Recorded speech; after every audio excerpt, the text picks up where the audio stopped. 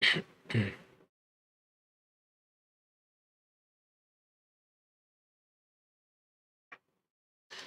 નમસ્કાર વિદ્યાર્થી મિત્રો, આપ તમામનું હાર્દિક સ્વાગત છે આજના આ સેશનમાં. જેટલા પણ લોકો જોડાયા છો તમામનું હાર્દિક સ્વાગત છે. એક વખત મને કન્ફર્મેશન આપજો that I am audible and visible to you. હું તમને સંભળાવું છું, હું તમને દેખાવું છું. જય શ્રી કૃષ્ણ માધવભાઈ. ચલો, અને બધું પરફેક્ટ હોય કે આ સાહેબ દેખાય છે, આ સાહેબ સંભળાય છે, તો તમારી જે જવાબદારીમાં આવતું કામ છે, હું તમને એક નાનકડી જવાબદારી દઈને જતો હોઈશું. એ જવાબદારી એ છે કે તમારા જેટલા પણ વિદ્યાર્થી મિત્રો છે બધા જ વિદ્યાર્થી મિત્રો સુધી આજના સેશનને પહોંચાડી દો. એમ કહી દો કે સાહેબ લાઈવ થઈ ગયા છે. અને જે ચોપડીને જે આપણે રેગ્યુલર ભણી રહ્યા છીએ એને આપણે આજે કન્ટિન્યુ કરવી છે. આજના સેશનમાં આપણે જે લાસ્ટ સેશનમાં જ્યાંથી આપણે ઊભા રહી ગયા છીએ ત્યાંથી જ આપણે આ ભણવું છે. દોસ્તો, લાસ્ટ લેક્ચરમાં મેં તમને કીધું હતું કે ઉદ્યોગો અને ઉદ્યોગોની સાથે સાથે કૃષિ ખૂબ જ મહત્વના એવા બે ટોપિક છે કે જે આવનારી પરીક્ષાઓમાં બહુ કામ લાગશે. અને ગઈ પરીક્ષાઓ છે એમાં પણ બહુ બધું પૂછાણું છે.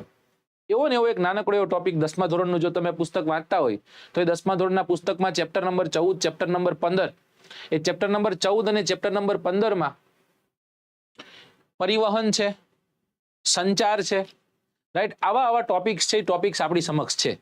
આજના આ સેશનમાં મારે તમને એ સમજાવવાનું છે, એ તમને ભણાવવાનું છે.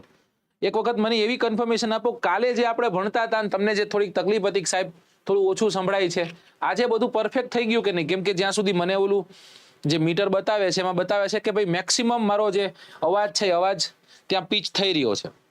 જય માતાજી, જય માતાજી. આનું એક કન્ફર્મેશન મને આપી દો એટલે મને આઈડિયા આવે.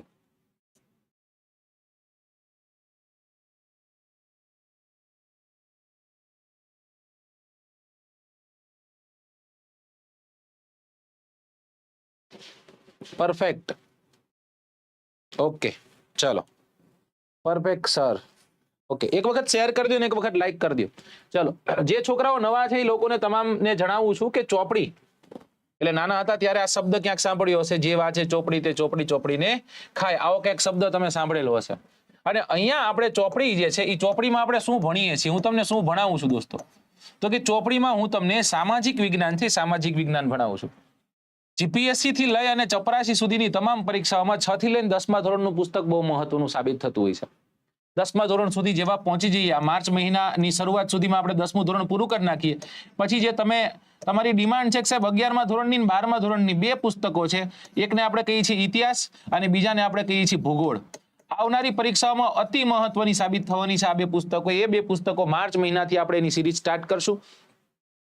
પણ આ મને ક્યારે ખબર પડશે, તો કે મને ત્યારે ખબર પડશે કે જ્યારે તમે બધા જેટલા લોકો જોડાયા છો બધા વધુ માત્રામાં છોકરાઓ જોડાતા હશે તો આપણને આઈડિયા આવશે કે નહીં આ ખરેખર આ કામ કરવા જેવું છે. મેથ્સ અને રીઝનિંગ બહુ બધું પૂછાવાનું છે, પણ મેથ્સ અને રીઝનિંગ ખાલી કરશું તોય નહીં ચાલે ને દોસ્ત, રાઈટ? તો મેથ્સ અને રીઝનિંગ આ એન્જિનિયરિંગના સ્ટુડન્ટ્સ છે બધાને એમનામ આવડતું જ હશે. તો દોસ્તો જીકે જીએસ પણ જરૂરી છે, સમજાણો? મેથ્સ અને રીઝનિંગ પર વધુ ભારાંક આપજો. હું તમને મારા થકી જ કહું છું, હું જ તમને કહું છું કે આવું કરજો. પણ જીકે જીએસ ને ઇગ્નોર ન કરતા, કારણ કે આને બેઠકું ભરી લીધું તો મેઇન્સ લખતા નથી આવડતું, એના પણ આપણે સેશન કરશું. ચિંતા ન કરો. હવે હું રેગ્યુલર લાઈવ થવાનો છું, રેગ્યુલર તમને કંઈક ભણાવવાનો છું. છેલ્લા 4 દિવસથી તમે મને જોયો હશે તો છેલ્લા 4 દિવસથી આપણા આ ત્રીજો લેક્ચર છે મારો, અને કાલે પણ આ જ સમય આપણે મળવાના છીએ. ઓકે, પણ મારી એક નાનકડી એવી તમારા સમક્ષ એક નાનકડી એવી અપીલ છે કે તમારા મેક્સિમમ વિદ્યાર્થીઓ સુધી આ સેશનને પહોંચાડો. એપિસોડ નંબર 7માં છીએ. અને દોસ્તો, જે લોકો હવે છેલ્લા 3 દિવસો છે આ ઓફરનો જેને લાભ લેવો છે એ વિદ્યાર્થીઓ કાન દઈને સાંભળો. જેને નથી લાભ લેવો એ થોડીક વાર પૂરતા કાન બંધ કરી દો. લાસ્ટ 3 દિવસ છે ધક્કામુક્કી નામની ઓફર વેબ સંકુલમાં ચાલુ છે. વેબ સંકુલના કોઈ પણ કોર્સને તમે પરચેસ કરો છો દોસ્તો તો શું છે, તો 50% જેટલું તમને ડિસ્કાઉન્ટ મળવા પાત્ર છે. કેટલું? 50% ડિસ્કાઉન્ટ મળવા પાત્ર છે. દોસ્તો, જેટલી પણ બુકો છે, જેટલી પણ આપણી આ જીપીએસસીની બુકો છે બધી તમે જોઈ શકો છો. આ બધી જ બુકો તમે પરચેસ કરવા માંગો છો તો હાલ એમાં પણ આપણે 50% જેટલું ડિસ્કાઉન્ટ છે, ડિસ્કાઉન્ટ આપીએ છીએ. 21મી ફેબ્રુઆરી ને 2024 સુધીનો આ ડિસ્કાઉન્ટ વેલિડ છે, બરાબર ને? Free delivery for all orders above 500 rupees. 500 રૂપિયા કરતા વધારેનું તમારું જો ઓર્ડર બને છે તો જે ડિલિવરી ચાર્જ છે પણ તમારે પે કરવાનો નથી, બરાબર? ચલો, જેટલા વિદ્યાર્થીઓ જોડાયા છો એક વખત જય હિન્દનો ઉદ્ઘોષ કરી દો. એટલે આપણે પહેલો પ્રશ્ન તમારી સમક્ષ આપું. મિતભાઈ પાક્કું પાક્કું મસ્ત મહેનત કરશું સર. ગુજરાતની ભૂગોળ અને બંધારણ કરાવાય કે શું મને નથી સમજાતું. કરાવજો. ઓકે, થશે થશે, બધું થશે, ચિંતા ન કરો.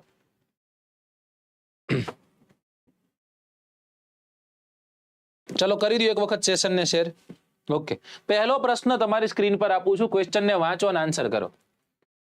જેને ખરેખર પરિવહન વાંચ્યું નહીં હોય ને એના તોતા ઉડી જવાના છે આજે. આજે આઈડિયા આવવાનો છે કે ભાઈ બધું જરૂરી છે કે નીચેના પૈકી કયું વિધાન યોગ્ય છે. શું ગોતવાનું? યોગ્ય ગોતવાનું છે કે દેશમાં કુલ પરિવહન છે એ પરિવહન દેશ જે છે એ દેશના કુલ પરિવહનના 83% છે. દેશના કુલ પરિવહનના 2% છે. પણ શું શેની વાત કરી રહ્યા છે? વાત કેની કરી રહ્યા છે? દેશના કુલ પરિવહનના 83% છે. દેશના કુલ પરિવહનના 2% જેટલું છે. કવિ શેની વાત કરી રહ્યા છે? સડકોની વાત કરી રહ્યા છે, રેલવેની વાત કરી રહ્યા છે. કેની વાત કરી રહ્યા છે? સડકોની વાત કરી રહ્યા છે, રેલવેની વાત કરી રહ્યા છે, હવાઈ માર્ગની વાત કરી રહ્યા છે. બરાબર ને? એટલે આન્સર છે ને આનો થોડોક ક્વેશ્ચન થોડોક ટ્રિકી બન્યો છે. આમાં મારે તમને લખવું જોઈએ, મારે તમને કહેવું જોઈએ કે ભાઈ વાહનો જે છે, બરાબર ને, આ વાહનો પણ કેવા સડક માર્ગથી ચાલતા. ડન. અને હવાઈ માર્ગથી ચાલતા. કયા માર્ગથી ચાલતા? હવાઈ માર્ગથી ચાલતા. પહેલો ક્વેશ્ચન લગભગ મારા પ્રયત્ન એવા હોય છે કે સાચો નહીં, થોડોક એવો ખોટો રાખું એટલે શું થાય ખબર? આપણે થોડાક જાગૃત થઈ જાય. ઓકે સાહેબ, હવે અમે જાગી ગયા છીએ, સાહેબની અહીંયા ભૂલ છે. એટલે ભૂલ કાઢવા માટે તમે આમ ઝૂમ કરીને જોશો, હા સાહેબની ભૂલ છે, ખરેખર સાહેબની ભૂલ છે. અહીંયા સાહેબે શું લખવું જોઈતું હતું? દેશના કુલ પરિવહનના 83% જેટલો ભાગ સડકોનો છે, જ્યારે દેશના કુલ પરિવહનના 2% જેટલો ભાગ હવાઈ માર્ગનો છે. હવે વધ્યું રેલવે. બાકીની ટકાવારી જોઈ લ્યો, કેટલું વધ્યું રેલવેમાં વહી જવાનું. ડન. 83% સડકો છે, 9% રેલવે છે, 6% હવાઈ છે. સોરી, અહીંયા આવશે જળમાર્ગ. અહીંયા શું આવશે? અહીંયા આવશે જળમાર્ગ. ડન. તો અહીંયા એ અને બી સત્ય છે. હું તમને નાનકડું એવું એનું એક્સપ્લેનેશન છે ને બતાવું. એક્સપ્લેનેશન બતાવતા પહેલા મારે થોડુંક તમને સમજાવવું છે. સમજો શું ભણી રહ્યા છીએ આપણે? આપણે ભણી રહ્યા છીએ પરિવહન. પરિવહન એટલે શું? અંગ્રેજીમાં આપણે શું કહેશું? અંગ્રેજીમાં આપણે કહેશું ટ્રાન્સપોર્ટેશન. શું કહેશું દોસ્તો? ટ્રાન્સપોર્ટેશન કહેશું. સાહેબ ટ્રાન્સપોર્ટેશન એટલે શું? તો કે એ નામની જગ્યાથી બી નામની જગ્યા સુધી, એટલે કે એક સ્થળેથી બીજા સ્થળે કોઈ પણ ચીજ વસ્તુ, માલ સામાન કે માણસની આ જે થતી હેરાફેરી છે ને દોસ્તો, એને આપણે ટ્રાન્સપોર્ટેશન અથવા તો શું કહેશું? આપણે પરિવહનના નામે ઓળખીએ છીએ. થોડોક ઇતિહાસ જાણવો છે આનો પરિવહનનો? હા પાડો તો કહો, હા પાડો તો કહો, નકર આનું એક્સપ્લેનેશન સીધું આપી દઉં. જો પહેલા આપણે સીધું એક્સપ્લેનેશન જોઈ લઈએ. એ અને બી બંને સાચા હતા. જો અહીંયા લખેલું છે વાંચો. 9% શું છે ભાઈ? તો કે 9% આપણને લાલ કલર છે ને તો રેલવે છે. 6% શું છે? તો કે હવાઈ માર્ગ છે. ઓકે. 2% શું છે? તો કે 6% શું છે દોસ્તો? તો કે જળમાર્ગ છે. 2% શું જોવા મળ્યો આપણને? તો કે 2%ના ભાગમાં આપણને જળમાર્ગ જોવા મળ્યો. અહીંયા વાંચો. દેશના કુલ પરિવહનના 83% સડકો છે, 9% રેલવે છે, 6% હવાઈ માર્ગ છે અને 2% જેટલો જળમાર્ગ છે. આ પાડી બધાએ? ઓકે, ચલો હું તમને કહું કે પરિવહન પહેલેથી જોઈએ આપણે. મનુષ્યની ઉત્પત્તિ થઈ, માણસનો જન્મ થયો, કેવું જીવન જીવતો? ભટકતું જીવન જીવતો. આવું ભટકતું જીવન જીવતો એક સ્થળેથી બીજા સ્થળે જ્યારે જતો ત્યારે ટ્રાન્સપોર્ટેશનના માધ્યમ તરીકે કેનો ઉપયોગ કરતો? વસ્તુ અને માણસનું આવન જાવન. ઓકે, કેનો ઉપયોગ કરતો? કયો તો મને. પ્રાગ ઐતિહાસિક કાળની હું વાત કરી રહ્યો છું કે એ પ્રાગ ઐતિહાસિક કાળ દરમિયાન મનુષ્ય ટ્રાન્સપોર્ટેશન તરીકે, એના માધ્યમ તરીકે કેનો ઉપયોગ કરતો? એની પાસે મોટર વેહિકલ્સ હતા? 1.5-2 કલાકનો લેક્ચર છે. ટ્રાન્સપોર્ટેશનના લગભગ કોઈ મુદ્દાઓ અહીંથી બહાર નહીં નીકળે. તમારી ચોપડીમાં જે આપેલું છે તો છે જ તે, મારી ખોપડીમાં છે એ રીતે હું તમને નવું આપીશ. ચલો વાત કરી રહ્યા છે જલમાર્ગનો ઉપયોગ થતો. એક માધવભાઈ કહે છે કે ભાઈ પગપાળા ઉપયોગ થતો. પગપાળા એટલે શું? તો કે માણસ ખુદ છે ને દોસ્તો, માણસ ખુદ માધ્યમ બનતો. અને માણસ ખુદ જે છે એ ભારવાહક કયો તોય ભલે કે પછી માણસને એક જગ્યાએથી બીજી જગ્યાએ લઈ જાય તો એ માણસ જ લઈ જતો. હા કે ના? ઓકે ચાલો, પેલા માણસ ધારો કે આ બધા થેલો નાખીને, આજે પણ ઘણા બધા તમે રાજકોટની બજારમાં આવો ને અચાનક જ તો આમ થેલો નાખીને જતો હોય તો એ ઘઉં દળાવા જાવ, હું જ છું. એ કોણ છે દોસ્તો? હું જ છું, મારી સિવાય બીજું કોઈ છે નહીં. ડન. તો એ માણસ છે, એ માણસ પેલા સાધન તરીકે ઉપયોગમાં લેવાનો. પછી તમે ક્યાંક આવું જોયું હશે, આવું તમે ક્યાંક જોયું હશે, જોયું હશે 1000% તમે જોયું હશે આવું. અને હમણાં તો આની સિઝન છે, રાફડો ફાટી નીકળો છે, બરાબર? લગ્ન કરવા બહુ જરૂરી છે, એક સંસ્કાર છે લગ્ન તો, એને એટલે લગ્નની ડોલી લઈ અને લોકો છે એ લોકો જતા તમે જોયા હશે.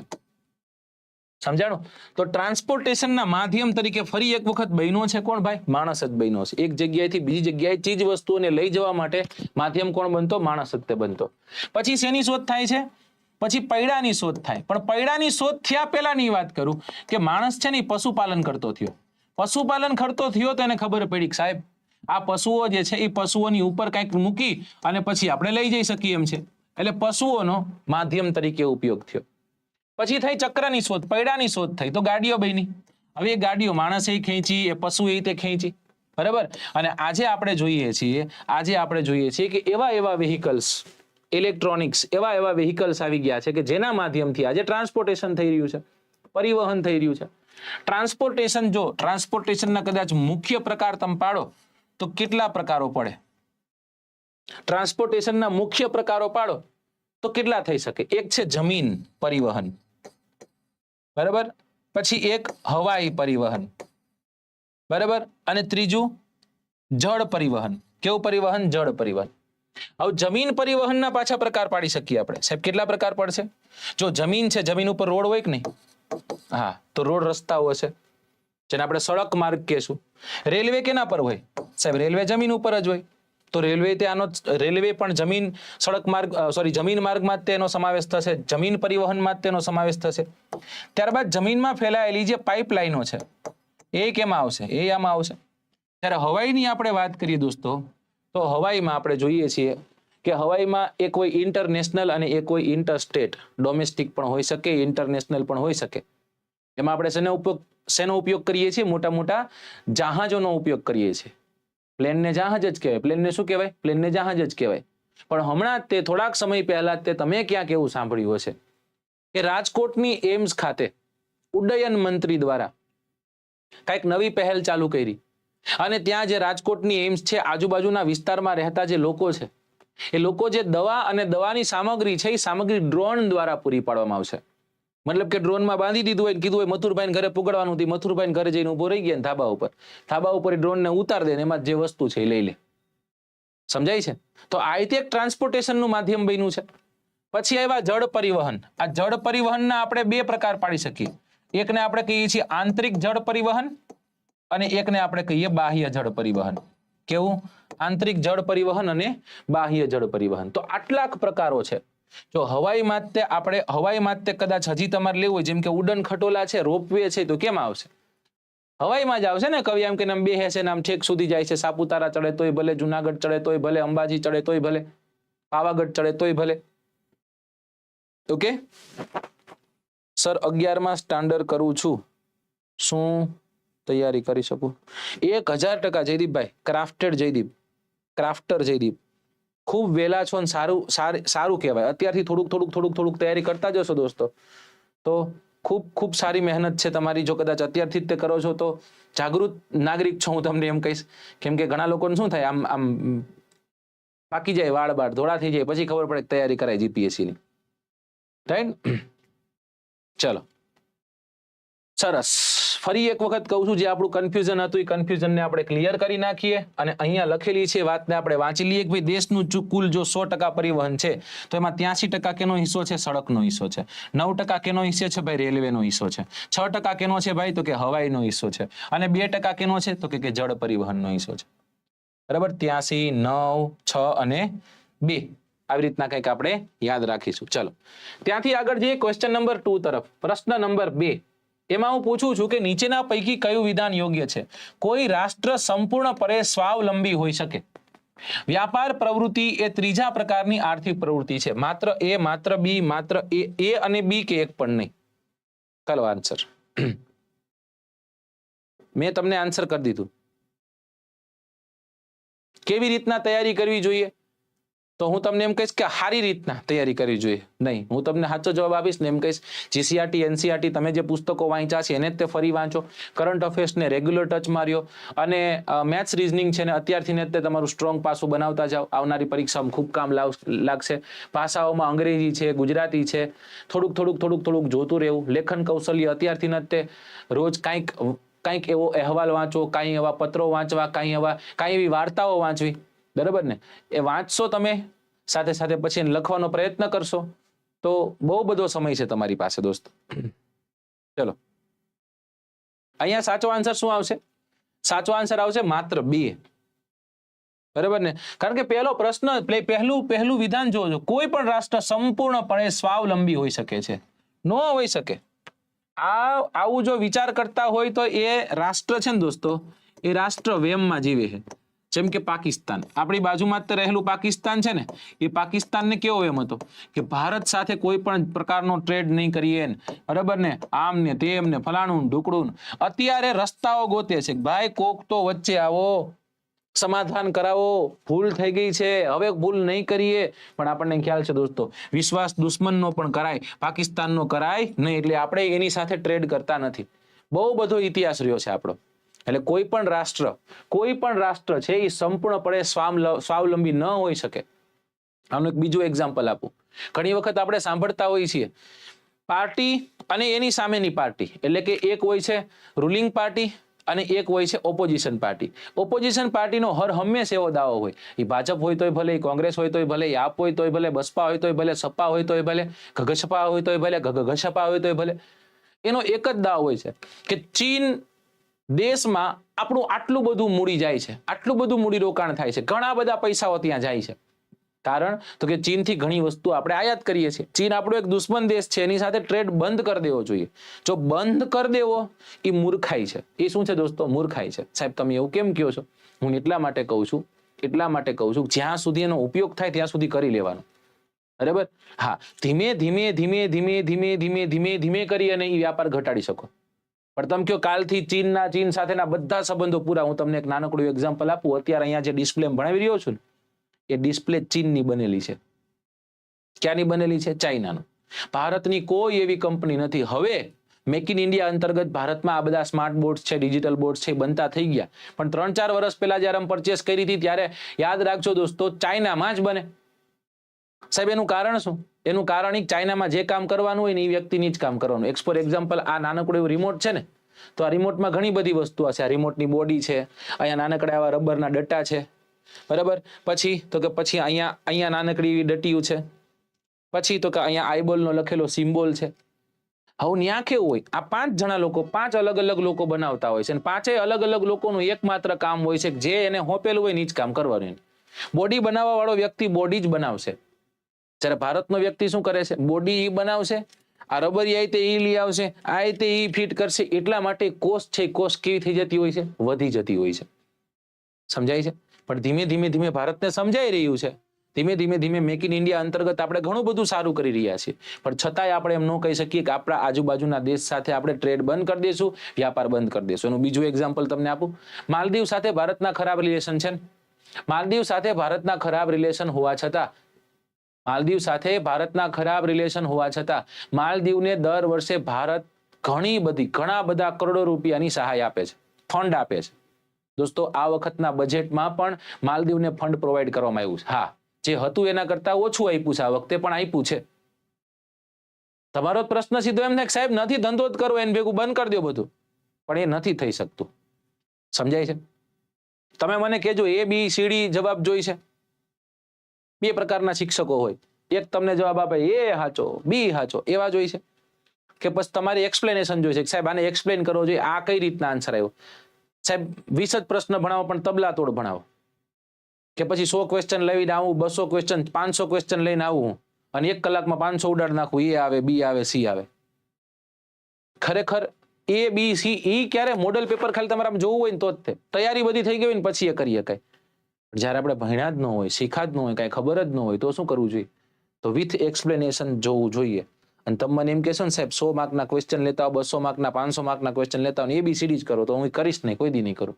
500 ક્વેશ્ચન 1 કલાકમાં કરાવી નાખો, હું નહીં કરું. હા, રિવિઝનનો સમય આવી ગયો, એક દિવસની વાર છે ને કરે નાખ્યું, ઠીક છે. બાકી એક્સપ્લેનેશન બહુ જરૂરી છે. હું જો પ્રશ્નને એક્સપ્લેન નથી કરી શકતો તો મને કોઈ હક નથી બનતો.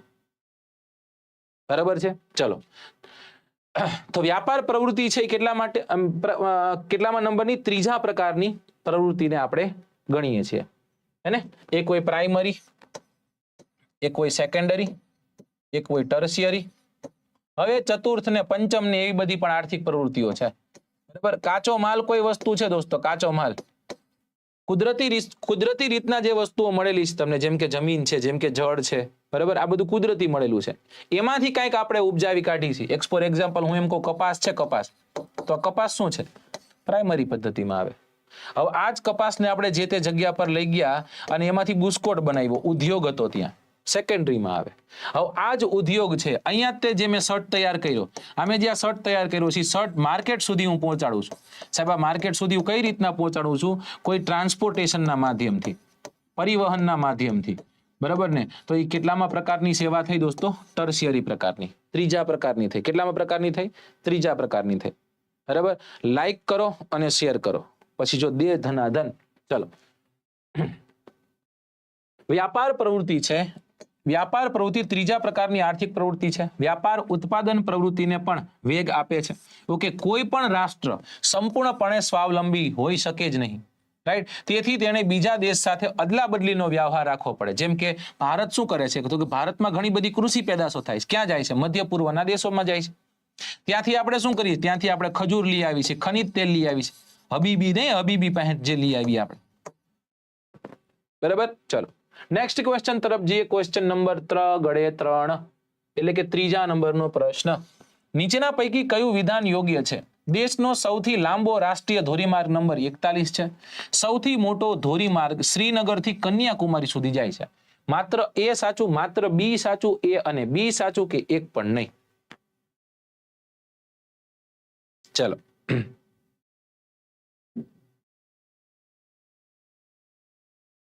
બીજું આડાવડા મેસેજ ન કરતા, ન મારા લેક્ચરમાં પરમનન્ટ બ્લોક થઈ જશો તમે. બસ તમારે ભણવું હશે ને તોય નહીં ભણાવી, હું તમને નહીં ભણાવી શકું. એવું ન કરતા, ભણવા આવો ખાલી, બરાબર. તમને એમ લાગે કે સાહેબ આવું ક્યાંક કરવું, બીજે કરજો, અહીંયા નહીં, એવું ન કહી શકું, પણ અહીંયા રહેવા દેજો. ઓકે, ચલો, ઓનલી 2 કે છે. શું કે છે? ઓનલી 2.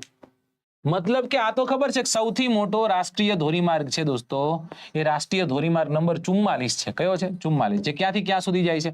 શ્રીનગર થી લઈ અને કન્યાકુમારી સુધી જાય છે. તો 41 નહીં આવે, કેટલામાં આવશે? 44 આવશે. સરસ. કેની વાત કરી આપણે?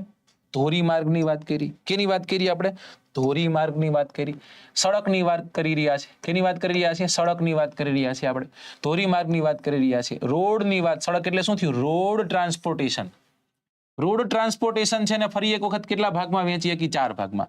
પહેલો ભાગ કયો છે? તો કે પહેલા ભાગને આપણે કહીએ છીએ નેશનલ હાઈવેઝ. નેશનલ હાઈવેઝ કહીએ. ઓકે, રાષ્ટ્રીય ધોરીમાર્ગ, પછી સ્ટેટ હાઈવેઝ, રાજ્ય ધોરીમાર્ગ, પછી ડિસ્ટ્રિક્ટ હાઈવેઝ, બરાબર, અને છેલ્લો લાસ્ટ રૂરલ, એટલે કે આપણે કહીશું ગ્રામીણ માર્ગ. કેવો માર્ગ? ગ્રામીણ માર્ગ. ઓકે, હવે તમને પ્રશ્ન થાય સાહેબ આટલા પ્રકારના છે, અમને ખબર કઈ રીતના પડશે? તમને ખબર પડી જવી જોઈએ, બરાબર. તમને ખબર પડી જવી જોઈએ. કઈ રીતના ખબર પડશે? એના માઇલસ્ટોન ઉપરથી ખબર પડશે. ઓલા ખંભા હોય ને એના ઉપરથી આપણને આઈડિયા આવે કે આ કેવા કલરનો છે તો કેવો હોઈ શકે. Okay sir.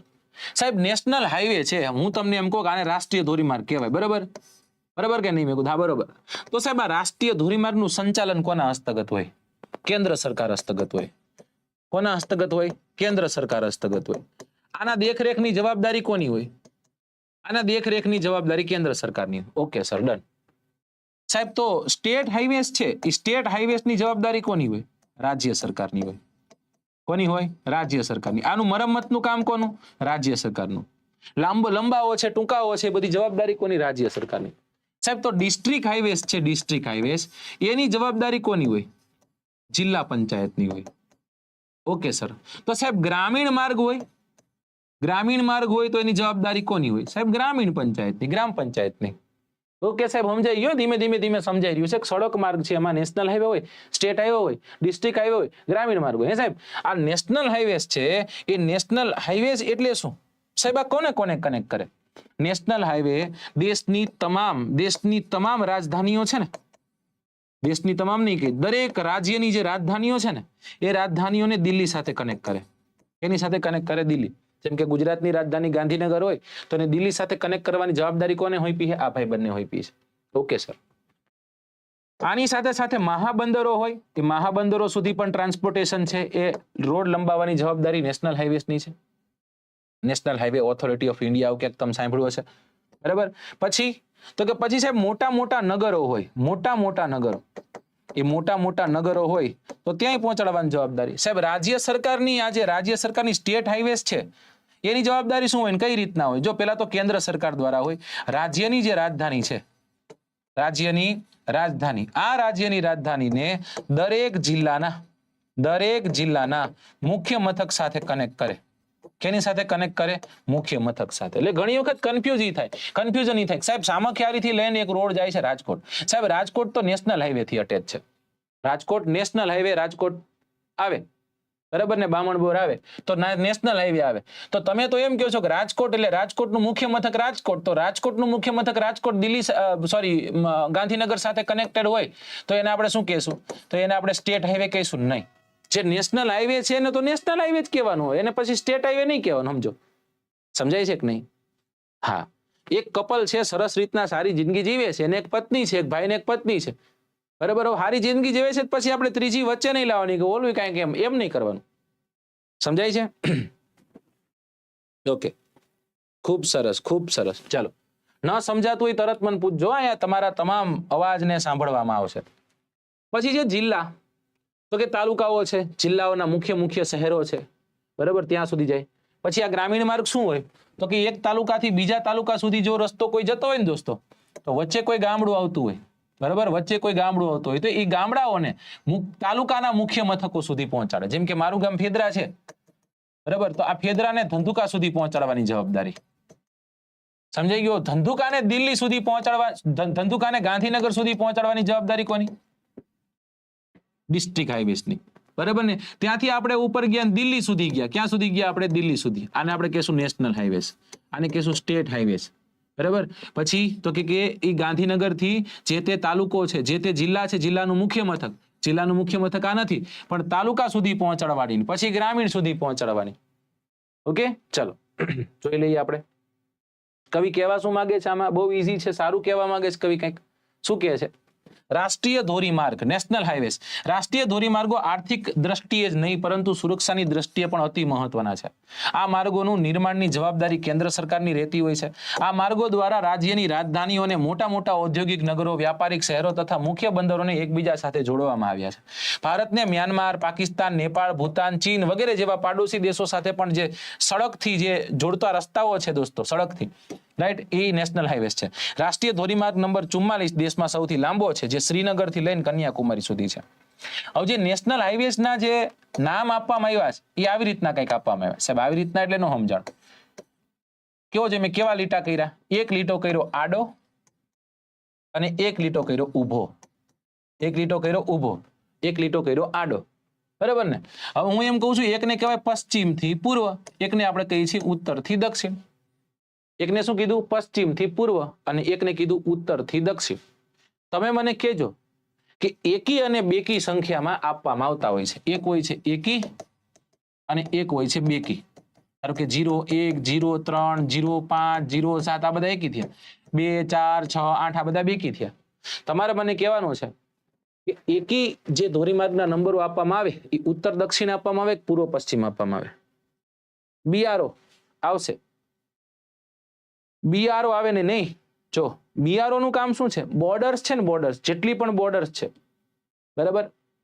બીઆરઓ નું ફૂલ ફોર્મ શું થાય છે? Border road organisation.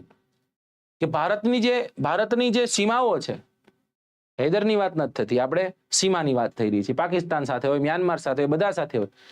ન્યા કોઈ રોડનું ડેવલપમેન્ટ કરવી છે તેની જવાબદારી કોઈની? બીઆરઓ ની હોય. આ બીઆરઓ ભારતની જે આર્મી છે એ આર્મીના સહયોગથી જે તે જગ્યા પર રસ્તાઓ બનાવતી હોય છે. પૂર્વથી પશ્ચિમ છે એ એકી છે, પૂર્વથી પશ્ચિમ છે એ છે એકી, બરાબર ને, અને ઉત્તર દક્ષિણ છે એ છે બેકી. ઓકે, સરસ, ખૂબ સરસ. ચાલો, આવડે છે એમ થયું તો બહુ હોશિયાર નીકળ્યા. Question number 4. ક્વેશ્ચન નંબર 4, સુવર્ણ ચતુર્ભુજ ચતુર્ભુજ સ્વર્ણિમ યોજના અંતર્ગત કયા શહેરોનો સમાવેશ થતો નથી? દિલ્હી, ચેન્નઈ, ગોવા, કલકત્તા. ચલો કરો આન્સર.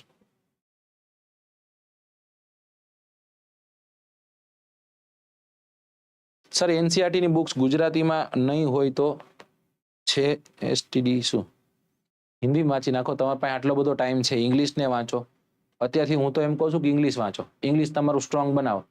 તમે જે તૈયારી કરી રહ્યા છો, તમે જ્યાં સુધી જવાનો પ્રયત્ન કરી રહ્યા દોસ્તો, એ યુપીએસસી સુધી તમારી પરીક્ષા આપો ભાઈ. અને જો ઇંગ્લિશ નહીં તમારું સારું હશે તો જીપીએસસી માં પણ તમે ઇંગ્લિશમાં પેપર લખતા હોય તો થોડું કેવું તમને પ્રોફિટ રહેતો હોય છે. ઓકે ચલો, ગોવા નો આવે ભાઈ, ગોવા નો આવે. પછી હાવ દે ભીખા દે નો હોય, ગોવા આવતું નથી. સાહેબ શું છે આ? કોઈ મને કહે છે સ્વર્ણિમ ચતુર્ભુજ યોજના છે શું? સુવર્ણ ચતુર્ભુજ યોજના છે શું? દોસ્તો, જે તે સમય દરમિયાન દેશ વિદેશથી આક્રાંતાઓ આવ્યા, ભારત પર આક્રમણ કર્યું, ભારત પર રાજ કર્યું. આ વાત કેટલી સાચી છે? તમે કહેશો સાહેબ એકદમ સાચી છે. ઓકે ચાલો, પેલા કોણ આવ્યા? પેલા અરબો, તુર્કીઓ આ બધાના આક્રમણ થયા ને? હા સાહેબ. પછી કોણ આવ્યા? પછી આ મુગલો ની બધા આવ્યા સાહેબ. પછી કોણ આવ્યા? પછી અંગ્રેજો આવ્યા, યુરોપિયન પ્રજાનું આગમન થયું. ઓકે, પછી યુરોપિયન પ્રજાનું આગમન થયું. જો યુરોપિયન પ્રજાએ ભારત પાસેથી બહુ બધું લઈ લીધું હેને, અને ભારતને ઘણું એવું પણ છે કે જેને આપણે ખરેખર વખાણવું જોઈએ, કેવું જોઈએ, ઘણું બધું આપીને પણ ગયા છે, પણ લઈને વધુ ગયા છે, લઈને તેઓ વધુ ગયા છે. ઓકે, હવે ત્યારે જો કદાચ તમે ઇતિહાસ થોડો ઘણો ભણતા હોય તો જોજો, કાલા કોઠરીની ઘટના થાય, ઓલી ઘટના થાય, આ ઘટના થાય, તે કલકત્તા સાથે જોડાયેલી વાત હશે. તો કલકત્તા એક કેન્દ્ર બનતું હતું. પછી તો યાદ કરો દોસ્તો, અહીંયા મુંબઈ એટલે કે સાલસેટ નામનો બેટ, એના પર કબજો કરી લીધો અને આવું બધું ક્યાંક તમે સાંભળ્યું હશે. પછી તો કાંઈ મછલીપટ્ટનમ ને આ પટ્ટનમ ને ઓલા પટ્ટનમ ને એ બધી જગ્યાઓની વાત થઈ. હા સાહેબ, એ ખબર છે. જેમ જેમ સમય આગળ જતો જાય છે, આજ કલકત્તા, આજ મુંબઈ, આજ ચેન્નાઈમાંથી રાજધાની દિલ્હી બને. યાદ છે? હા સાહેબ, દિલ્હી રાજધાની તરીકે વિકસે. એટલે અંગ્રેજો જે જગ્યા પર ગયા, જે જગ્યા પર પોતાનું પ્રભુત્વ દેખાડ્યું, એ વિસ્તાર ડેવલપ વધુ થયો. સ્વાભાવિક છે, પોતાની મહત્વકાંક્ષાઓ લઈને આવ્યા હતા. અને આ 4 સિટી તો એવા છે જે મોસ્ટ પોપ્યુલેટેડ પણ છે. અહીંયા બહુ બધી વસ્તીઓ પણ વસે છે. અટલ બિહારી વાજપેયી સાહેબની સરકાર દરમિયાન એમને એક વિચાર આવ્યો કે આ તો ખરેખર ગ્રોથ એન્જિન બની શકે એમ છે ભારતનું. એટલા માટે આ 4 જે સિટીઓ છે ને એને જોડી દો દોસ્તો. એટલે કે મુંબઈને ચેન્નાઈ સાથે, ચેન્નાઈને કલકત્તા સાથે, અને દિલ્હીને કલકત્તા સાથે, અને દિલ્હીને મુંબઈ સાથે જોડવામાં આવ્યા. આને શું કહેવાય છે? આને આપણે કહીએ છીએ સ્વર્ણિમ ચતુર્ભુજ યોજના. શું કહીએ છીએ? સ્વર્ણિમ ચતુર્ભુજ યોજના તરીકે આને આપણે ઓળખીએ છીએ. દોસ્તો, ટ્રાન્સપોર્ટેશન છે ને જે તે દેશની ઓળખ છે. ટ્રાન્સપોર્ટેશન શું છે? ટ્રાન્સપોર્ટેશન જે તે દેશની ઓળખ છે. હું તમને એમ કહું કે તમારો મિત્ર જો ફોરેન જઈને આવે, ક્યાંય વિદેશ ફરીને આવે ને, એટલે એક જ વાત કરતો હશે, અરે ન્યાના રોડ રસ્તાઓ તો તું જો. બીજી વસ્તુ, અરે ન્યાની બિલ્ડિંગ તું જો. આ બે જ વાતો હશે. એટલે જે તે દેશનો વિકાસ છે ને એ આમ દૂરથી કોઈને દેખાય આવતો હોય ને તો એ બે વસ્તુ પેરામીટરમાં બે બહુ જલ્દી સેટ થતા હોય છે. એક છે એના રસ્તાઓ કેવા છે, એક એનું ઇન્ફ્રાસ્ટ્રક્ચર કેવું છે. સમજાય છે? એક એના રસ્તાઓ કેવા છે અને એક એનું ઇન્ફ્રાસ્ટ્રક્ચર કેવું છે. એના ઉપરથી આઈડિયા આવી જતો હોય છે. દુબઈ કોક જઈને આવે ને એટલે શું કહે છે? દુબઈ જઈને તરત આવે એટલે કહે છે કે સાહેબ ત્યાંના રોડ રસ્તાઓ ખૂબ સરસ હતા સાહેબ. કોકને કંઈક ગમી પણ ગયું હોય, એ ગમે એને. પણ નોર્મલી આ બધી વાતો જે છે મેં જે તમને કીધી, તમે સમજુ વ્યક્તિઓ છો બધા. અને આ લેક્ચર મને નથી ખબર કોણ કોણ જોશે. એવું બને યુપીએસસી વાળાઈ જોવે, જીપીએસસી વાળાઈ જોવે, ક્લાસ 3 વાળાઈ જોવે. મારી પાસે જે હોય પીરસવું મારી ફરજ બને. એક પાર્ટી રાજ કરી રહી, જેનું નામ છે ભારતીય જનતા પાર્ટી.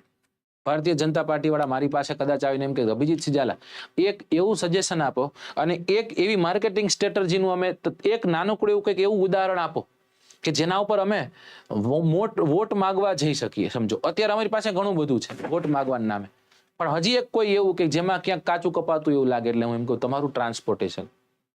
ખરેખર તમે ટ્રાન્સપોર્ટેશનનું કામ સારું કરી રહ્યા છો, ખરેખર તમે રોડ રસ્તાઓ સારા બનાવી રહ્યા છો. આ વાતમાં કદાચ આપણે સહેમત ન હોય તો હું એમ કહું કે ભાઈ 10એ 1 વ્યક્તિ તો એવો હોય કે જે સહેમત ન હોય. બાકી તમે તમારા સિટીમાં જોજો, છેલ્લા 10-15 વર્ષમાં તમે જોજો, છેલ્લા 5 જ વર્ષમાં તમે જોજો કેટલા બધા ફ્લાયઓવર્સ બન્યા છે. આ ફ્લાયઓવર્સ બનતા થશે શું? તો કે ફ્લાયઓવર્સ બનતા જે ટ્રાફિકની સમસ્યાઓ છે એનું નિરાકરણ થશે. આજ ભારત આખામાં ગુજરાતમાં પહેલી વખત આખા ભારતનો સૌથી પહેલો એક્સપ્રેસ વે બને છે. તો જો અટલ બિહારી વાજપેયી સાહેબની સરકારથી ટ્રાન્સપોર્ટેશન પર બીજેપીએ ધ્યાન દીધું હતું અને આજે પણ કદાચ આપણે જોઈએ તો ટ્રાન્સપોર્ટેશન ઉપર તેઓ ધ્યાન દઈ રહ્યા છે. જો તમે કદાચ રાજકોટમાં હોય તો માધાપર ચોકડીથી લઈને ગોંડલ ચોકડી સુધી જજો, 5 ફ્લાયઓવર્સ આવે.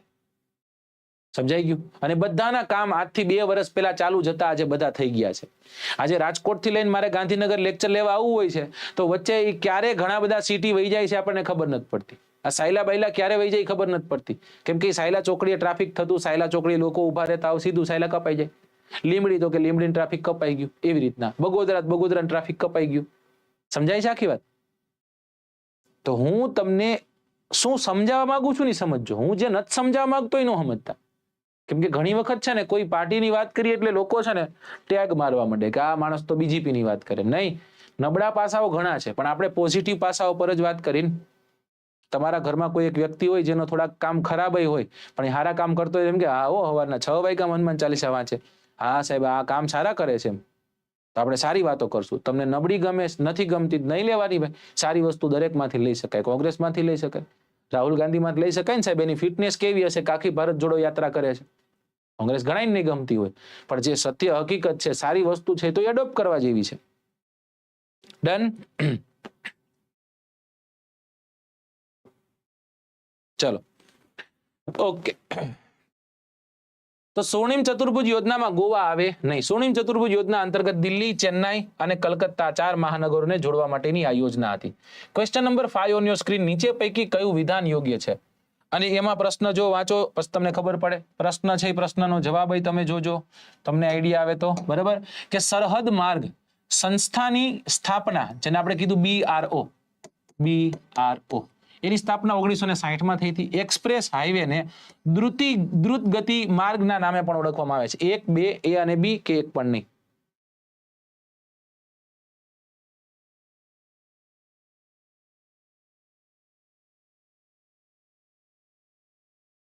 યુ વેલકમ દોસ્ત. ચલો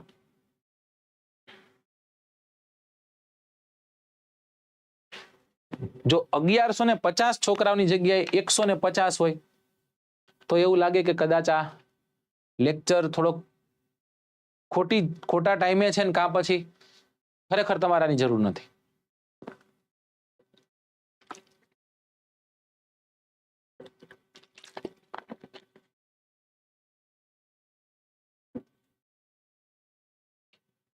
ચલો સાચો આન્સર શું છે?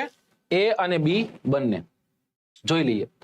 સરહદી માર્ગ ઓર્ગેનાઇઝેશન, સરહદી માર્ગ જેને આપણે કહીએ છીએ બોર્ડર રોડ, સરહદી માર્ગ સંસ્થાન જેને આપણે કહીએ છીએ બોર્ડર રોડ ઓર્ગેનાઇઝેશન, જેની સ્થાપના ઈસવીસન 1960માં કરવામાં આવી હતી. દેશના સંરક્ષણ માટે, સંરક્ષણના હેતુથી સરહદી વિસ્તારોમાં રસ્તાનું નિર્માણ આ સંસ્થા દ્વારા થાય છે. દુર્ગમ ક્ષેત્રમાં સડકોનું નિર્માણ, તેને નિભાવ, બરફ હટાવવા સુધીની જે કામગીરી છે એ લોકોની રહેતી હોય છે. પછી વાત કરી એક્સપ્રેસ માર્ગની. આવી રીતના એના સાઇનબોર્ડથી એને દર્શાવવામાં આવતું હોય છે. બરાબર. એક્સપ્રેસ હાઈવે ને દ્રુત ગતિ માર્ગના નામે પણ આપણે ઓળખીએ છીએ. 4 થી લઈ અને 6 લેન વાળો હોય. કેટલી? 4 થી લઈને 6 લેન વાળો હોય. આ રસ્તાઓ પર વિના અવરોધે વાહન ચલાવી શકાય છે. એટલે ત્યાં શું ન આવે, ત્યાં કોઈ વચ્ચે ફાટક ન આવે, બરોબર, કોઈ ચોકડી જંકશન બક્શન ન આવે, સીધું ટપી જ જવાનું, ફ્લાયઓવર્સ આવે.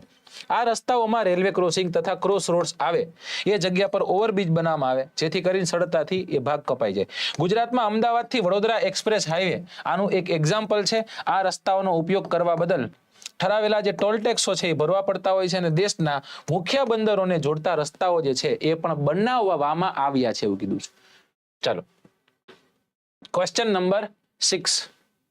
નીચેના પૈકી કયું વિધાન અયોગ્ય છે? રેલવે માર્ગમાં ભારતનું સ્થાન વિશ્વમાં પ્રથમ છે. ભારતમાં સૌપ્રથમ રેલવેની શરૂઆત ઈસવીસન 1853માં થઈ હતી. માત્ર 1, માત્ર 2, A અને B બંને કે પછી એક પણ નહીં? ચલો કરો આન્સર.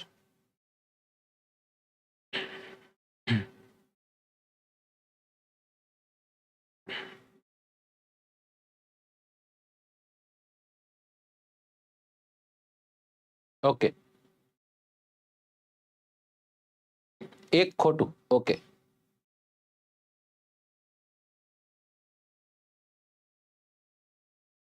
ચલો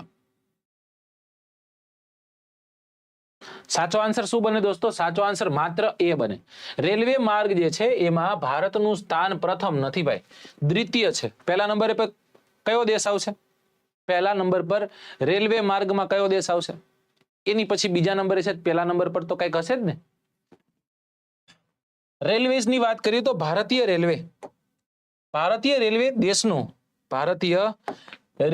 દેશનું સૌથી મોટું રાષ્ટ્રીય યકૃત સંસ્થાન છે. ભારતીય રેલવે ભારતીય અર્થવ્યવસ્થાના ક્ષેત્રો જેવા કે ખેતી, ઉદ્યોગ, વ્યાપાર, સેવા વગેરેના વિકાસમાં સહકાર આપનારું મુખ્ય પરિવહનનું માધ્યમ છે. રાષ્ટ્રીય સુરક્ષા, શાંતિ, વ્યવસ્થા, સંસ્કૃતિ અને ભૌગોલિક એકતા સ્થાપિત કરવા તથા તેને જાળવી રાખવા તેનો મુખ્ય ફાળો છે. રેલવે માર્ગ છે એ ભારતનું સ્થાન એશિયામાં પ્રથમ અને વિશ્વમાં દ્વિતીય છે. તમારે મને જવાબ દેવાનો છે કે સાચો આન્સર શું આવશે? સાચો આન્સર આવશે યુનાઇટેડ સ્ટેટ્સ ઓફ અમેરિકા. સાચી વાત છે. રેલવેનો વિકાસ ભારતમાં સૌપ્રથમ રેલવેની શરૂઆત ઈસવીસન 1853માં મુંબઈથી થાણા વચ્ચે થઈ હતી. ભારતમાં 3 પ્રકારના રેલ માર્ગો જોવા મળે છે. જો યાદ રાખજો, 3 સાલવારી 3 ડેટા યાદ રાખવાના છે. ભારતમાં પૂછે કોના સમય દરમિયાન તમે મને કહી દીજો. ઈસવીસન 1853માં મુંબઈથી થાણા વચ્ચે, બરાબર. પછી તો કે જો ગુજરાતની વાત કરવામાં આવે તો ગુજરાતમાં ઉત્તરણથી અંકલેશ્વર વચ્ચે ઈસવીસન 1855. ત્યારબાદ આવ્યું સૌરાષ્ટ્ર. જો સૌરાષ્ટ્ર તમને પૂછે, સૌરાષ્ટ્રમાં તમારે જવાબ દેવાનો છે વઢવાણથી ભાવનગર. અને જે આ કીધા ને કે ભાઈ 3 પ્રકારના રસ્તાઓ છે, એમાં નેરો ગેજ, એમાં મીટર ગેજ, એમાં બ્રોડ ગેજનો સમાવેશ થાય છે. ચલો, ડેલહાઉસીના સમય દરમિયાન થયું હતું. સાચી વાત છે. Next question number 7. 7 નીચે પૈકી કયું વિધાન યોગ્ય છે? ભારતનો સૌથી લાંબો રેલવે માર્ગ અસમ રાજ્યથી લઈ અને તમિલનાડુ સુધી ફેલાયેલો છે. આ રેલવે માર્ગને વિવેક એક્સપ્રેસ કહેવાય છે. આ રેલવે માર્ગને વિવેક એક્સપ્રેસ કહેવાય. માત્ર બે એ અને બી બંને, ખાલી એક જ સાચું, ખાલી 2 સાચા. એ અને બી બંને સાચા કે એક પણ નહીં?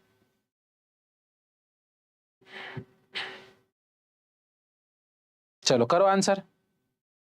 ડેલહાઉસી સાચો આન્સર છે. એક્ઝેક્ટ 1 કલાક ભણવું છે હવે, અને 45 જેવો સમય થયો. 7:45 હું તમને કહી દઈશ કે Tata bye bye see you. અને કેટલા 20 જ ક્વેશ્ચન કરવા છે, વધુ ક્વેશ્ચન નથી કરવા. સચિન કે છે બંને ખોટા છે.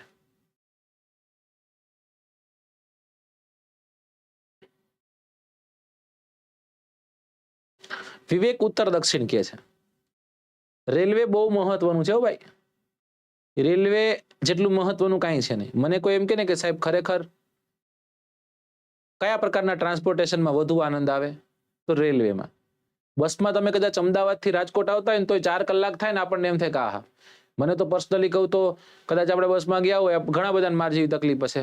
સરકારી બસમાં આપણે જાય ને એટલે ઓલા લોખંડના પાઇપ હોય, લોખંડનો પાઇપ તમે ભૂલથી અડી ગયા ને પછી એને ઊંઘી લીધો, આહા, નીંદર જ ન આવે આપણને, બરાબર. એવી ઘણી વખત સ્મેલ થતી હોય છે. ધીમે ધીમે એમાં સુધારા થઈ રહ્યા છે. આશા રાખી બહુ જલ્દી સારા સુધારા થઈ જાય. પણ ટ્રેનમાં આનંદ આવે. એમાં સ્લીપર કોચમાં તમે ગયા હોય તો મજા.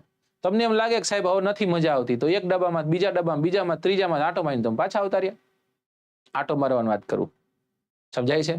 હા, બરાબર. આટો મારીને તમે પાછા આવતા રહ્યા તો શું થયું? પગ હળવા તમારા રહી શકે. ઓલું ન્યા બેઠું રહેવાનું, નો મજા આવે, એ મને ન આવડે. ચલો, દિબ્રુગઢ થી લઈને કન્યાકુમારી વિવેક એક્સપ્રેસ, બહુ સાચી વાત છે. ચલો, તો અહીંયા સાચો આન્સર શું હતો? એ અને બી બંને સાચા કે નહીં? ચલો, ઓકે, જોઈ લઈએ. રેલવે મુસાફરો તથા માલ સામાનની હેરફેર ઉપરાંત દુકાળના સમયે અનાજ તથા ઘાસચારાની ઝડપથી હેરફેર માટે પણ ઉપયોગી છે.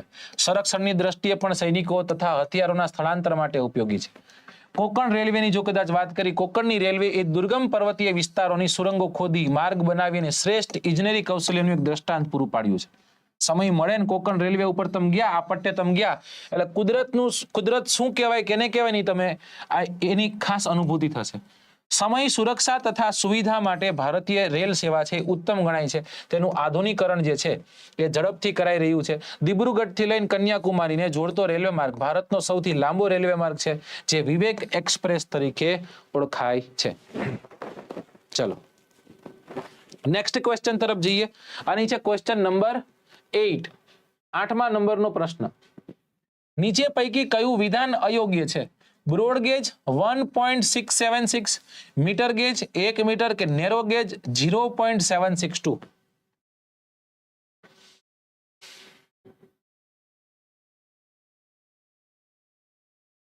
ચલો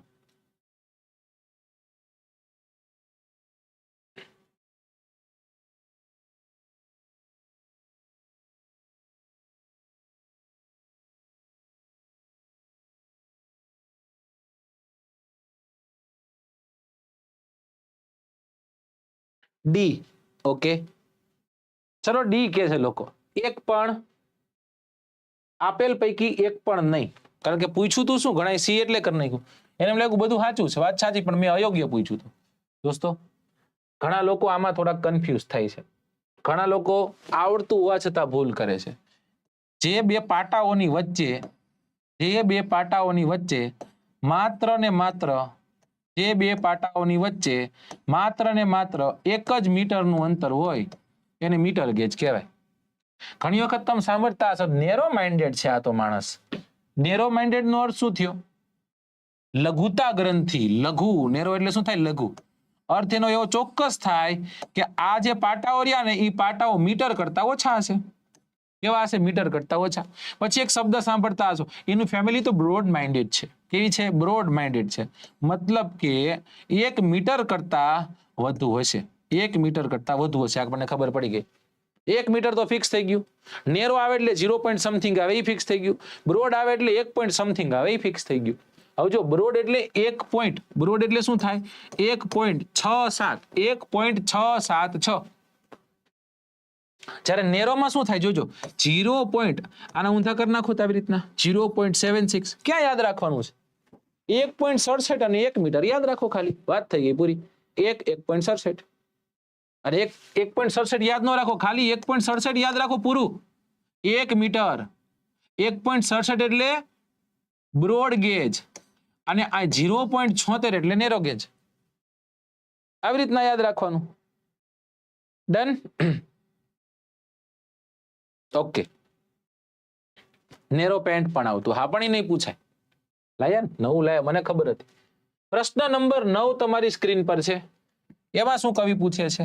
એમાં કવિ હવરેક લઈને પૂછે છે કે નીચે પૈકી કયું વિધાન અયોગ્ય છે? રાષ્ટ્રીય જળમાર્ગ નંબર 1, રાષ્ટ્રીય જળમાર્ગ નંબર 2, રાષ્ટ્રીય જળમાર્ગ નંબર 3, રાષ્ટ્રીય જળમાર્ગ નંબર 4. ગંગા નદી, ગોદાવરી નદી, બ્રાહ્મણી નદી અને યમુના નદી.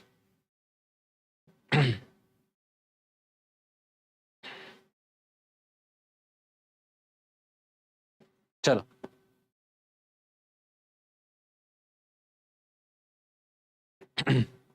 બ્રોડગેજ ભારતમાં સર્વાધિક છે અને નેરો ગેજ છે તમને ખ્યાલ છે કે હવે ઓલી જે હેરિટેજ ટ્રેન્સ હોય ને એમાં જ જોવા મળતું હોય છે.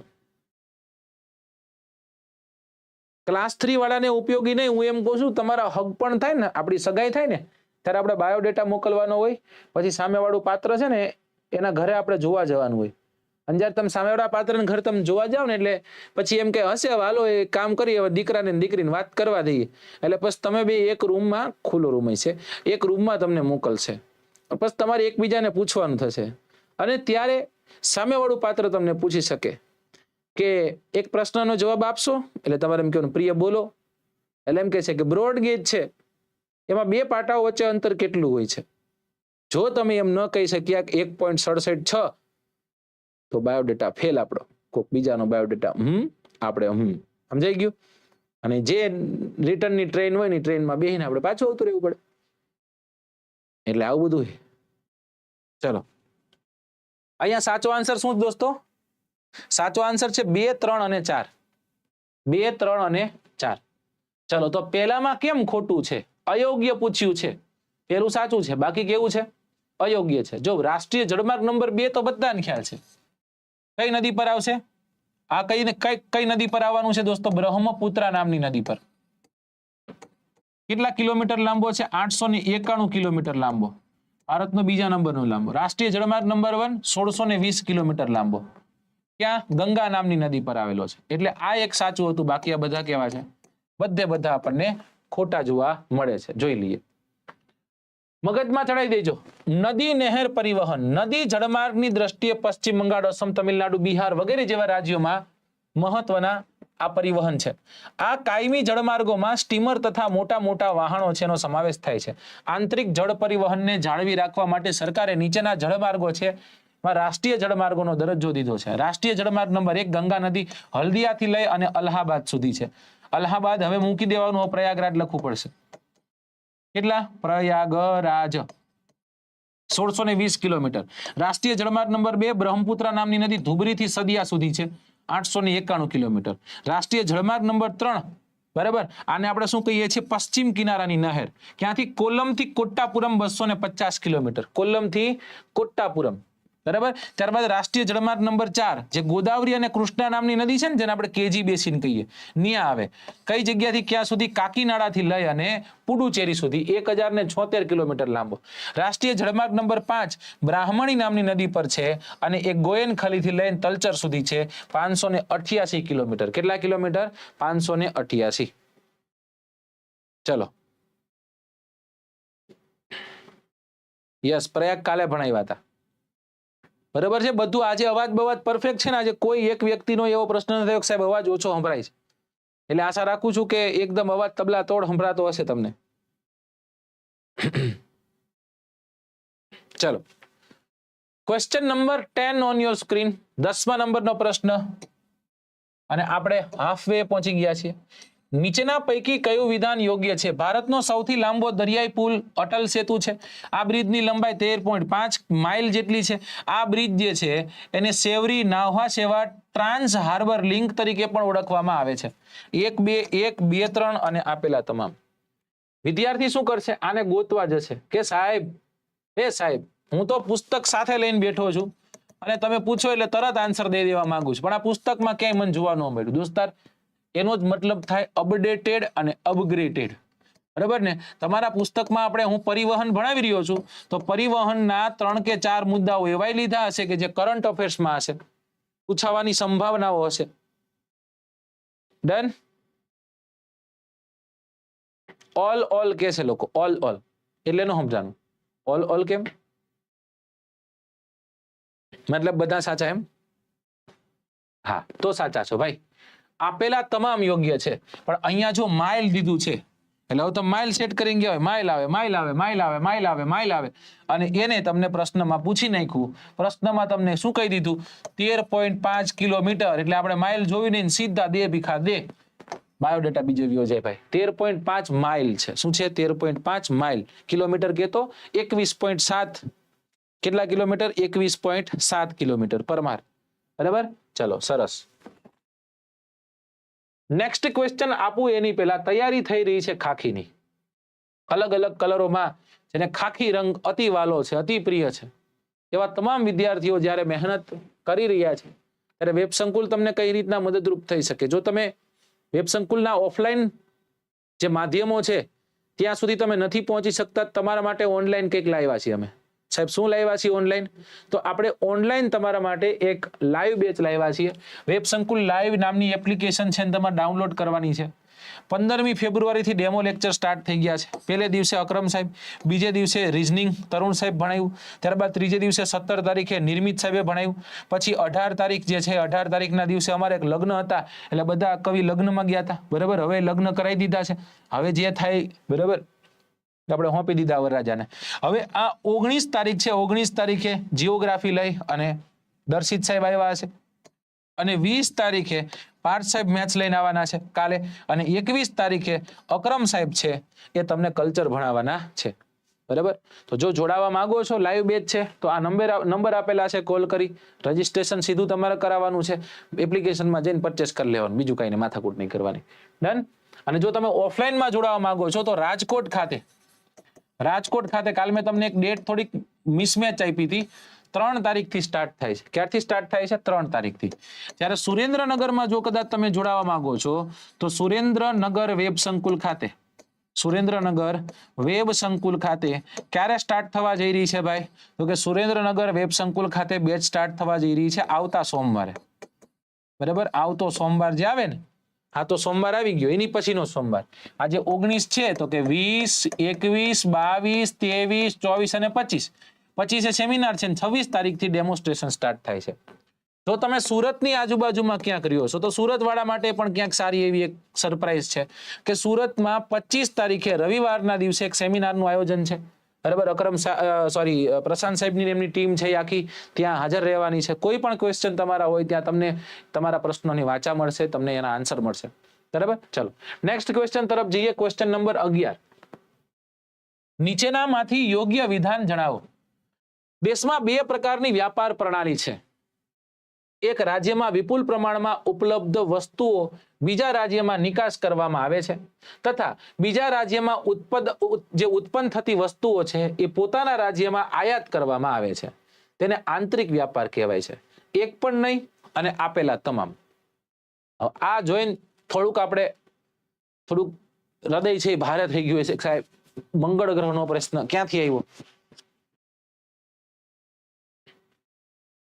અમદાવાદ વાળા માટે તે કંઈક ને કંઈક આવતું રહેતું હશે. માર્ચ મહિનામાં અમદાવાદ વાળી જે વેબ સંકુલની ઓફલાઈન બેચ છે, ઓફલાઈન જગ્યા છે, ત્યાં હું એક ચક્કર મારીશ ને એક નાનકડું આપણે સેશન કરશું બધા સાથે. અમદાવાદ ઓફલાઈનના વિદ્યાર્થીઓ અહીં જોડાયેલા હોય તો. આમાં સાચો આન્સર શું બને? ભારત એક બહુ મોટો દેશ છે. ભારતમાં કોક જગ્યાએ પર્વતીય ક્ષેત્રો છે, કોઈ જગ્યાએ ઉચ્ચ પ્રદેશ છે, મેદાનો છે, ક્યાંક ફળદ્રુપ જમીનો છે, ક્યાંક કિનારાના વિસ્તારો છે, રણ પ્રદેશ, અલગ અલગ પ્રકારની ભૂપૃષ્ઠીય રચના ધરાવતો દેશ છે ને. આની સાથે સાથે ભિન્ન પ્રકારની આબોહવા, ત્યાં જોવા મળતી અલગ અલગ પ્રકારની વનસ્પતિ, ત્યાંના અલગ અલગ ખનિજ સંસાધનો, સંચાલન શક્તિના સંસાધનો છે, અલગ અલગ જગ્યા પર અલગ અલગ જોવા મળે. આ વિભિન્નતા છે, એના જ કારણે ભારતમાં ખેતીના પાક તથા ઔદ્યોગિક ઉત્પાદન છે ને, એમાં પણ આપણને શું જોઈએ છે? વિવિધતા જોઈએ છે. અને એ વિવિધતા છે એના જ પરિણામે જે વ્યાપારની પ્રણાલી છે ને 2 પ્રકારની છે. એકને કહીએ છીએ આંતરિક વ્યાપાર અને એકને આપણે કહીએ છીએ બાહ્ય વ્યાપાર. કયો વ્યાપાર દોસ્તો? આંતરિક વ્યાપાર અને બાહ્ય વ્યાપાર. એકદમ સાચી વાત છે અને એકદમ આ પણ સાચી વાત છે. તો શું સાચી વાત છે? ભારત એક વિશાળ દેશ છે તેમાં ક્યાંક પર્વતીય ક્ષેત્રો, ક્યાંક ફળદ્રુપ મેદાનો, કિનારાના મેદાનો, રણ પ્રદેશ, વિભિન્ન પ્રકારની ભૂપૃષ્ઠ ધરાવે છે. આવી જ ભિન્ન આબોહવા, વનસ્પતિ તેમજ ખનિજ સંસાધનો અને સંચાલન શક્તિના સાધનોમાં જોવા મળે છે. ભિન્નતાના પરિણામે દરેક પ્રદેશ ખેતી, પાક તથા ઔદ્યોગિક ઉત્પાદનમાં પણ વિવિધતા જોવા મળે છે. આના જ પરિણામે 2 પ્રકારની વ્યાપારી પ્રણાલી છે. એકને કહીએ છીએ આંતરિક વ્યાપાર, એકને કહીએ છીએ બાહ્ય વ્યાપાર. ચલો જોઈએ પ્રશ્ન નંબર 12. નીચેનામાંથી યોગ્ય વિધાન જણાવો. વિશ્વના જુદા જુદા દેશો પોતપોતાની જરૂરિયાત મુજબ વેચવાની તથા આયાત કરવાની જે પદ્ધતિ છે એને આંતરરાષ્ટ્રીય એટલે કે ઇન્ટરનેશનલ ટ્રેડ છે, એટલે કે વ્યાપાર કહીશું. આંતરરાષ્ટ્રીય વ્યાપાર જે છે એ વ્યાપાર તુલના હકારાત્મક બને તે માટે હવે સરકાર જે છે એ સરકારે મેક ઇન ઇન્ડિયા પ્રોજેક્ટ શરૂ કર્યો છે. 1 અને 2 કે પછી 1 પણ નહીં. ચલો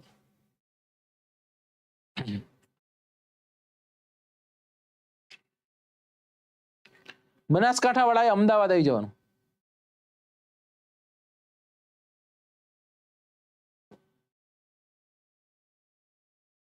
ઓકે, ABCD મિત વાક્ય છે બોથ. ઇન્ટરનેશનલ ટ્રેડ એટલે શું? આંતરરાષ્ટ્રીય વ્યાપાર એટલે શું? એક દેશ બીજા દેશ સાથે પોતાની જરૂરિયાત મુજબ કોઈ વસ્તુની લેવેચ કરે, કાંઈની આયાત કરે ને કાંઈની નિકાસ કરે, અને આપણે આંતરરાષ્ટ્રીય વ્યાપાર કે પછી ઇન્ટરનેશનલ ટ્રેડ કહીએ. હા કે ના? હા. આંતરરાષ્ટ્રીય વ્યાપાર જે છે એ વ્યાપારમાં સમતુલા જાળવવી જરૂરી છે. સાહેબ, સમતુલા જાળવવી જરૂરી છે એટલે શું? હું એમ કહું કે કોઈ એક દેશ પાસેથી ભારત બહુ બધું ખરીદી લે છે અને દેશને બહુ ઓછું વેચે છે, તો આનો અર્થ શું થયો કે ભારતના જે પૈસા છે એની મૂડી છે એ જે તે દેશમાં વધુ જાય છે. આવું બને કે નહીં? રાઈટ. હવે એમાં સમતુલા જાળવવી જરૂરી છે અને એટલા જ માટે એટલા જ માટે જો આવું ન થાય તો દેશ છે એ દેશ નકારાત્મક થઈ જાય, એની જો તુલા છે એ નકારાત્મક દેખાય. અને એના માટે કંઈક તો કર્યું હશે ને, કંઈક કર્યું હશે. શું કર્યું છે જોઈએ. એ અને બી બંને સાચા છે, જોઈએ આપણે. જો આ ક્વેશ્ચન ને વાંચીને આપણે એમ થાય આંતરરાષ્ટ્રીય વ્યાપાર તુલા હકારાત્મક બને તે માટે હવે મેક ઇન ઇન્ડિયા પ્રોજેક્ટ, આંતરરાષ્ટ્રીય નહીં, મેક ઇન ઇન્ડિયા તો આંતરરાજ્ય છે, એમ કરીને આપણે આ ખોટું કરી આવી. એટલે બધા ખોટા હતા. ખોટા કેમ હતા? કારણ શું છે? જણાવો જવાબ. જણાવો તમને. શું કહે છે કવિ? કવિ શું કહે છે દોસ્તો?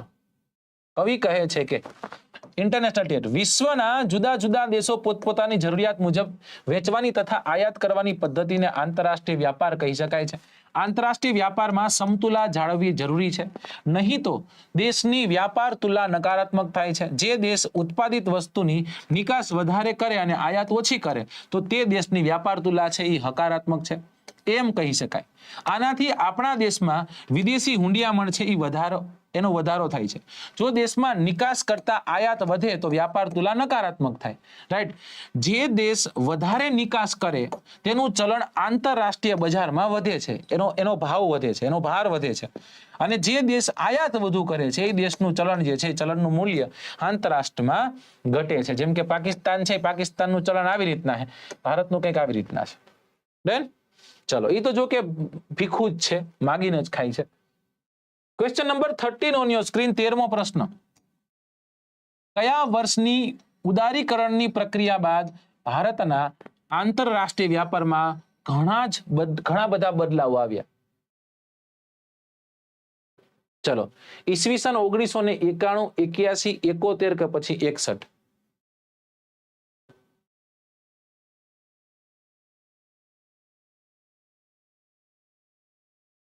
ગાંધીનગરમાં ઓફલાઈન ક્યારે સ્ટાર્ટ થશે એનો કોઈ મને આઈડિયા નથી, પણ ઓનલાઈન સ્ટાર્ટ થઈ ગઈ છે ગાંધીનગરથી.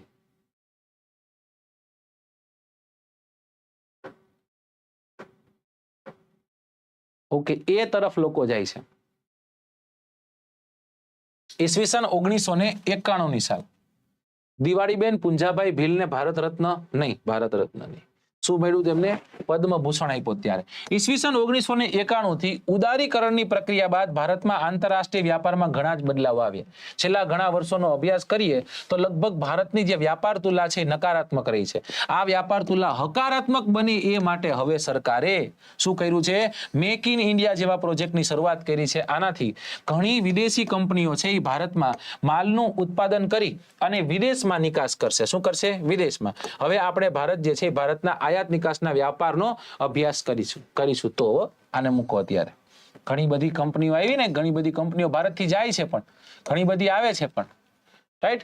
Question number 14 on your screen. નીચેનામાંથી અયોગ્ય વિધાન છે એ જણાવો. શું પ્રશ્ન પૂછ્યો છે? પ્રશ્નમાં છે કે ગુજરાતમાં કલોલથી કોયલી અને સલાયાથી મથુરા એ મુખ્ય પાઇપલાઇન છે. પાણી, ખનિજ તેલ, કુદરતી વાયુ તથા અન્ય પ્રવાહી પદાર્થો માટે પાઇપલાઇન દ્વારા પરિવહન કરવામાં આવે છે.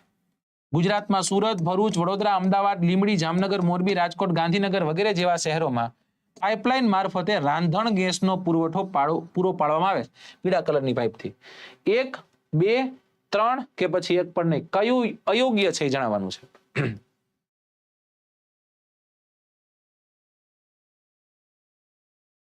ચલો,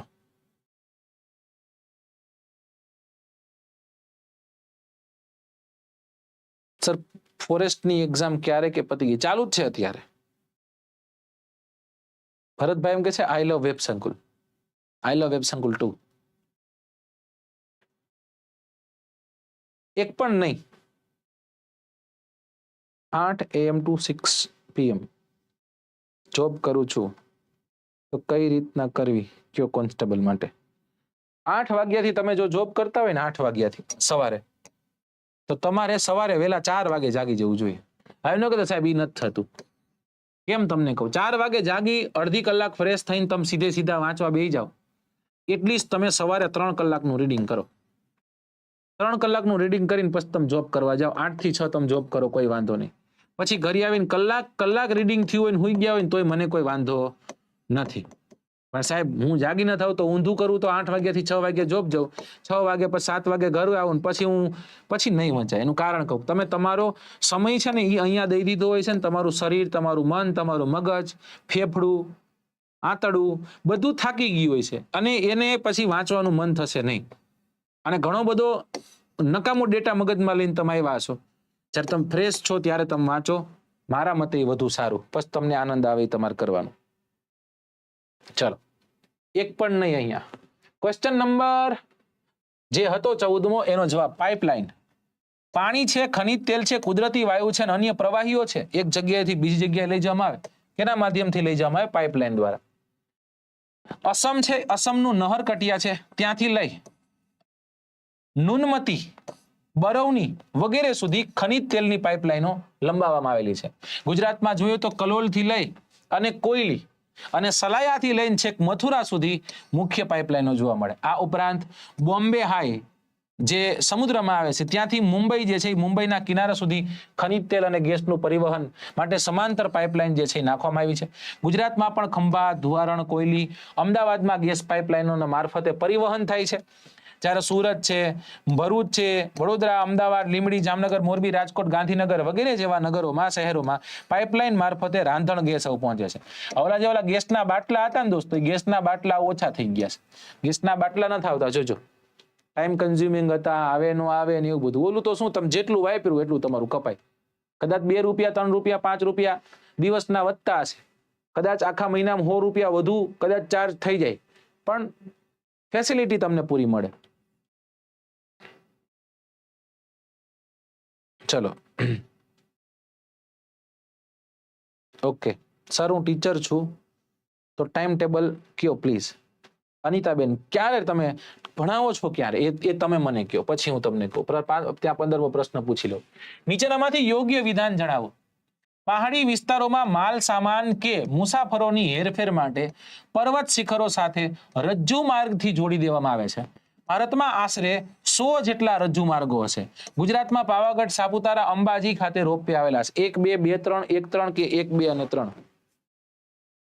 કેમ છો અભિજીત સાહેબ? તુષારભાઈ કહે છે, તો કહું છું કે ભાઈ ઓચિંતું કોઈ મને રસ્તે મળે તુષારભાઈ ને ધીરેથી પૂછે કે કેમ છે, આપણે તો કહીએ કે દરિયાસી લહેર ને ઉપર કુદરતની રેમ છે. ફાટેલા ખિસ્સાની આડમાં મૂકી છે છલકાતી મલકાતી મોજ, એકલો હોય તોય લાગ્યા કરે જે મેળામાં હોઉં રોજ. એવું છે. ચલો, ઓલ ક્લિનિક, ઓલ ક્લિયર. ચલો, કોકે તો ડી ને લોક કરી દીધું છે, ચાવી માર સુધી, મારા ઘર સુધી ઠેઠ પુગાડી દીધી. સાહેબ રાખજો તમે. આ અંગ્રેજીમાં આને કહીએ છીએ રોપ વે. અંગ્રેજીમાં શું કહીએ દોસ્તો? અંગ્રેજીમાં કહીએ છીએ રોપ વે. ગુજરાતીમાં શું કહીએ છીએ? રજ્જુ માર્ગ.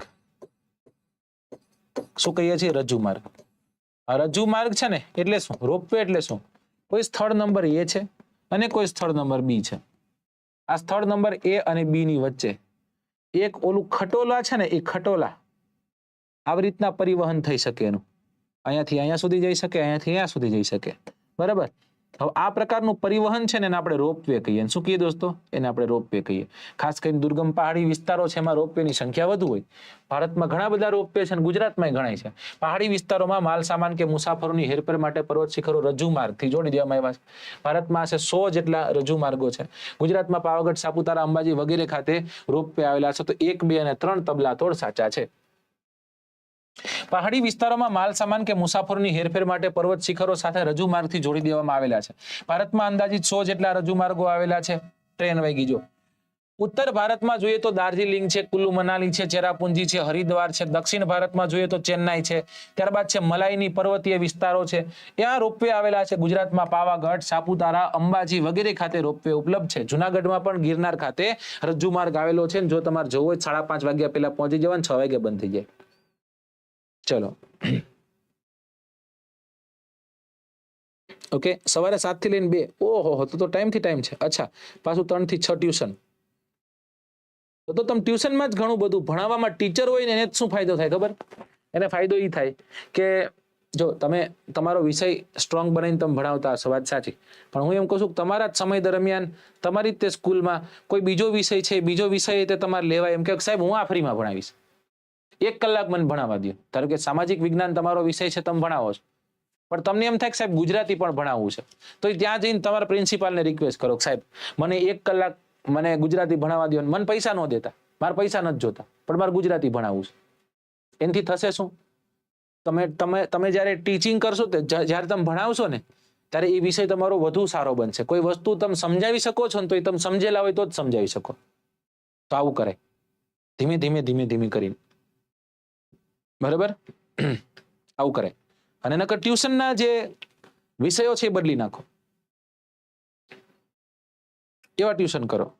અનિતાબેન, મારા મતે હો, બસ તમને આનંદ આવે. प्रश्न नंबर 16, बस बहुत जल्दी हम बिछड़ने वाले हैं. भारत देश में हाल की परिस्थिति જોઈએ તો કુल કેટલા આકાશવાણી સ્ટેશનો આવેલા છે? 300, 415, 515 કે 550?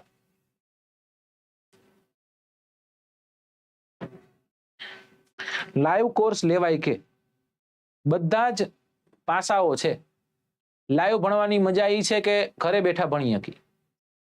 લાઈવ ભણવા જગ્યાએ ઓફલાઈન ની મજા એ છે કે તમે ત્યાં જશો, તમારે જવું પડશે, થોડીક તકલીફ પડે, પણ ત્યાં બેસવું પડે, ત્યાં એક માહોલ મળે. જો તમે ખરેખર પરિપક્વતા તમારામાં છે, તમારામાં ધીરજ છે, તો લાઈવ કોર્સ સારો છે, કોઈ વાંધો છે નહીં. તમે સમય કાઢી શકવા જોઈએ. ખાલી શિક્ષકો તો ભણાવશે, પણ આમ કેવા નહીં આવી કે અર્જુનભાઈ લાઈવ ચાલુ થઈ ગયું, આવતારી વાર કેમ આમ કરો, એવું નહીં કહી શકીએ. ઓકે, ચલો, સાચો આન્સર છે 415 જેટલા. એક ટોપિક છે જેમાં લખેલું છે સામૂહિક સંચાર તંત્ર. સમૂહ સંચાર જે છે એમાં પણ 2 માધ્યમો છે. એકને કહીએ છીએ મુદ્રિત માધ્યમ, જેમાં શું આવશે? અખબાર છે, પત્રિકાઓ છે. બીજું છે ઇલેક્ટ્રોનિક માધ્યમ, જેમાં આકાશવાણી છે, જેમાં દૂરદર્શન છે, વગેરેનો સમાવેશ થાય છે. આ લોકોને કોણ સમજાવે કે ઇલેક્ટ્રોનિક માધ્યમ છે, આ બધા માધ્યમો છે, આમાં તમે ઇન્સ્ટાગ્રામ લઈ લ્યો. હવે તો ઇન્સ્ટા નહીં લ્યો, ક્યારે લેશો? કેમ કે આ જ ઇન્સ્ટાગ્રામમાં તમે જોઈ શકો છો કે અલગ અલગ જેટલી પણ ચેનલ છે ને, એ ચેનલ ચાલે. જેમ કે હું એક નામ લઉં છું, લલન ટોપ છે. એ લલન ટોપ તમને ખ્યાલ હશે કે ભાઈ ઇન્સ્ટાગ્રામ થી યુટ્યુબ થી જ તે ફેમસ બની છે, બરાબર. જેમ કે ગુજરાતની વાત કરી તો ગુજરાતમાં જમાવટ છે, તો આ જમાવટ આપણે જોઈ કે ભાઈ ઇન્સ્ટાગ્રામ છે કે પછી યુટ્યુબ છે, યુટ્યુબ અને ઇન્સ્ટાગ્રામના માધ્યમથી જ તે ફેમસ બની છે, બરાબર. અલગ અલગ ઘણી બધી, જેમ કે હમણાં વાવડ કરીને એક સ્ટાર્ટ થઈ છે. તો આ બધું શું છે? ચરોતરનો અવાજ છે. તો આ બધું શું છે? આ બધું ખરેખર આમ જોઈએ તો એક માધ્યમ જ છે ને, સંચારનું માધ્યમ છે. હવે તો લાઈવ થઈ ગયું એમાં. હા, પ્રસાર ભારતી દેશનું સ્વાયત્ત પ્રસારણ નિગમ છે. આકાશવાણી તથા દૂરદર્શન તેના 2 વિભાગો છે. દેશમાં આજે પણ આકાશવાણીના 415 જેટલા સ્ટેશનો છે. તેના દ્વારા 23 ભાષાઓમાં કાર્યક્રમ પ્રસારિત થાય છે. 23. દૂરસ્થ વિસ્તારમાં પણ તેનો ઉપયોગ સરળતાથી થઈ શકે છે. પ્રાકૃતિક આફતો સમયે તે મહત્વપૂર્ણ સંપર્ક સાધન બની બેસે છે કે બની રહે છે. દૂરદર્શન ઉપગ્રહના ઉપયોગથી જ તે સમાચાર, હવામાનની વિગતો તથા શૈક્ષણિક અને મનોરંજન કાર્યક્રમો છે પ્રસારિત કરે છે. આજે તો અનેક ખાનગી ચેનલો પણ દૂરદર્શનની જેમ જ તે કાર્યક્રમો પ્રસારિત કરવા માંડ્યા છે. એક નાનકડું એવું હૃદય ઉપર હાથ રાખીને એક પ્રશ્ન પૂછજો, અને એનો જવાબ જે આવે તમે મને કહેજો કે છેલ્લે તમે દૂરદર્શન ક્યારે જોયું હતું? છેલ્લે તમે દૂરદર્શન ક્યારે જોયું હતું? એમ નહીં કરવાનું સાહેબ, આમ કરતો જોતો હતો ને તો 315 નંબર પર આવે, મારે 314 જોવું હતું ને તો આવી ગયું. એમ નહીં, કાયદેસર બેસીને 15-20 મિનિટ જોયું હોય તો. ચલો, મને આન્સર કરો. ફીઝ ને એ બધી વિગત તમારે ટેલિગ્રામ પર આપણા કોન્ટેક્ટ નંબરો આપેલા છે, એમાં તમારે કોન્ટેક્ટ કરીને માહિતી મેળવવી પડશે.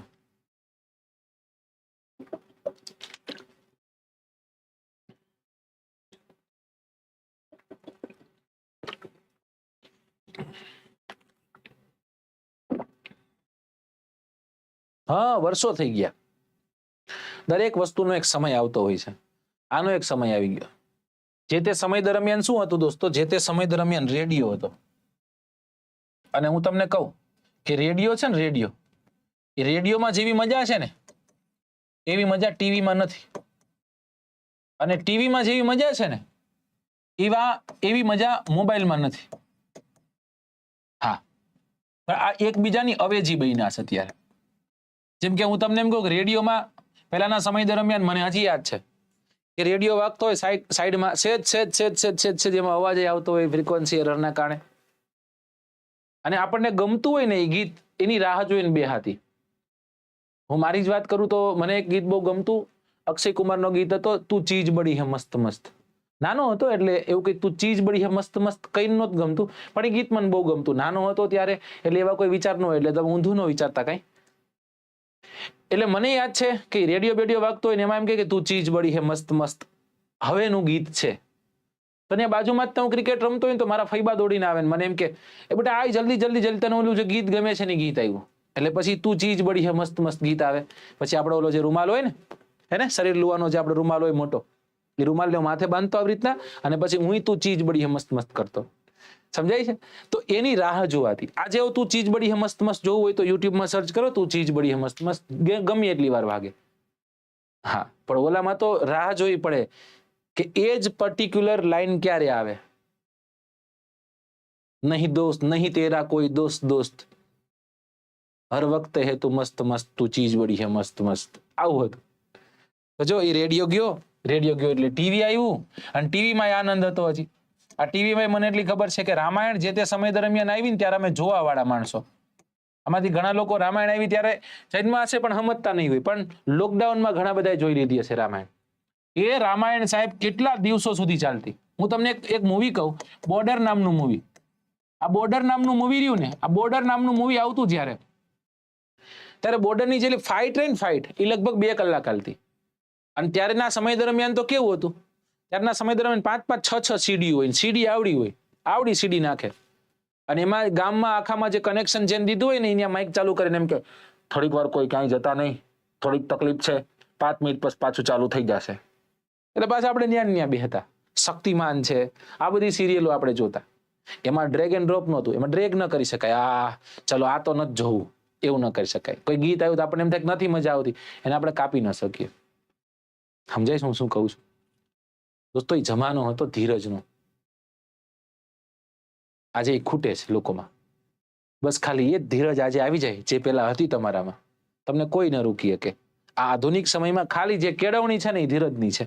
એ જો કેળવી ગયા એટલે તમને કોઈ રોકી શકે નહીં, મને એટલી ખબર પડે. રાઈટ? તો આ પોઈન્ટ બહુ મહત્વનો હતો. અત્યારે ભણાવ્યો ને એના કરતા વધુ મહત્વનો આ હતો. ચાલો, ઓકે, આપણે આ વાત કરી લીધી. હવે નેક્સ્ટ ક્વેશ્ચન તરફ જઈએ. ક્વેશ્ચન નંબર 17, 17મો પ્રશ્ન. નીચે પૈકી કયું વિધાન યોગ્ય છે? ગુજરાતમાં પ્રથમ ખાનગી ટ્રેન છે એનું નામ છે તેજસ એક્સપ્રેસ, અને વંદે ભારત એક્સપ્રેસ છે એનું નિર્માણ ઇન્ટરગલ કોચ ફેક્ટરી ચેન્નાઈ દ્વારા કરવામાં આવેલું છે. માત્ર એક, માત્ર બે, એ અને બી બંને કે એક પણ નહીં? અજયભાઈ ભાવનગર છે. હા સાહેબ, તમે તો મોજ પાડી દીધી, પણ સાચી વાત છે. આમાં ખોટું કીધું હોય તો કહેજો, તમે મને પાછું આપી દેજો સાહેબ, આ નો મજા આવી, પાછું લઈ લ્યો. ચાલો,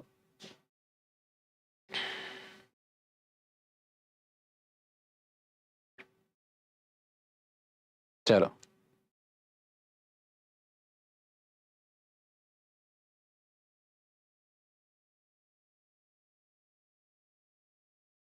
ચલો, આમાં સાચો આન્સર શું છે? ABCD. સાચો આન્સર છે સી. દોસ્તો, ભારત ગુજરાતની પહેલી જે ખાનગી ટ્રેન છે એનું નામ છે તેજસ, હે ને? એટલે પ્રાઇવેટ કોઈ કંપની દ્વારા બની હોય. અને વંદે ભારત નામની એક્સપ્રેસ છે એનું નિર્માણ ઇન્ટરગ્રલ કોચ ફેક્ટરી ચેન્નાઈ દ્વારા થયું છે.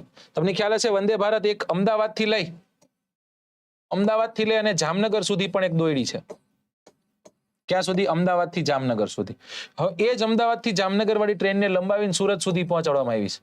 ક્યાં સુધી? સુરત સુધી. જો અમદાવાદથી તમે રાજકોટ આવતા હોય આવી રીતના હોય તો 1000 રૂપિયા ભાડું છે. એમ કે સાહેબ આ ધંધો કરાય. કેમ કરાય સમજાવો. એક તો ટ્રાન્સપોર્ટેશનનું ટ્રેન માધ્યમ છે ને સારું માધ્યમ છે, સારી સુવિધા મળે. બીજી વસ્તુ, સારી સુવિધા સાહેબ નથી જોતી, એમ 700 રૂપિયામાં આવી જાય, 500માં આવી જાય. અહીંયા તમને ખ્યાલ હશે કે એક તમે જ્યારે જાઓ ત્યારે વેલકમ ડ્રિંક્સ આવે છે, તમને સ્નેક્સ આવે છે, મતલબ નાસ્તો આવશે, પછી એક ટાઈમનું તમારું જમવાનું પણ આમાં આવે. શું આવે? એક ટાઈમનું જમવાનું આવે. માથાકૂટ ન કરાય, ઉજાલા ચોકડી એક ન્યા ક્યાં ઊભું ન રહે, સીધું આવતું રહે 1000 રૂપિયામાં અહીંયા. અને સ્પીડ એ પાછી સારી સ્પીડથી પાછું તમે પહોંચી જતા હોય. Question number 18 on your screen. નીચેના પૈકી કઈ જોડ યોગ્ય છે?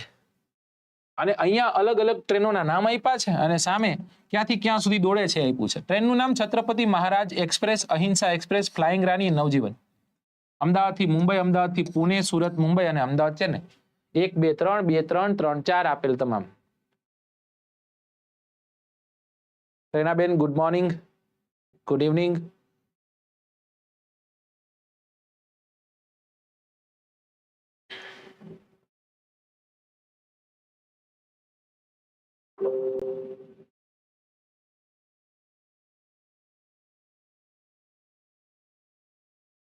ચલો કરો આન્સર આનો.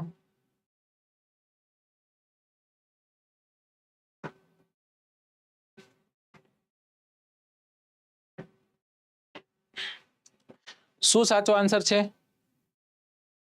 સી તરફ લોકો જાય છે, પણ આપેલા તમામ સાચા છે. છત્રપતિ શિવાજી એક્સપ્રેસ છે ને દોસ્તો, એ અમદાવાદથી મુંબઈ દોડે. યાદ રાખવાનું, મરાઠા મારતા હે યા મરતા હે. અને મહારાજા, જ્યારે આપણે શિવાજી મહારાજને યાદ કરીએ ત્યારે આપણા રૂવાડા ઉભા થઈ જાય. એક એવા યોદ્ધા કે જે ભારત માટે જીવા, ભારત માટે તે પોતાનો જીવની આહુતિ આપી. પછી એવી અહિંસા એક્સપ્રેસ. અહિંસાને માનનારા કોણ હતા ભાઈ? ગાંધી બાપુ. પુના કરાર, એરવાડા નામની જેલ તરત આપણને યાદ આવે. હવે ફ્લાઇંગ રાનીમાં થોડીક તમે તમારી રીતના જોઈ લેજો. સુરત થી લઈ અને મુંબઈ સુધી છે.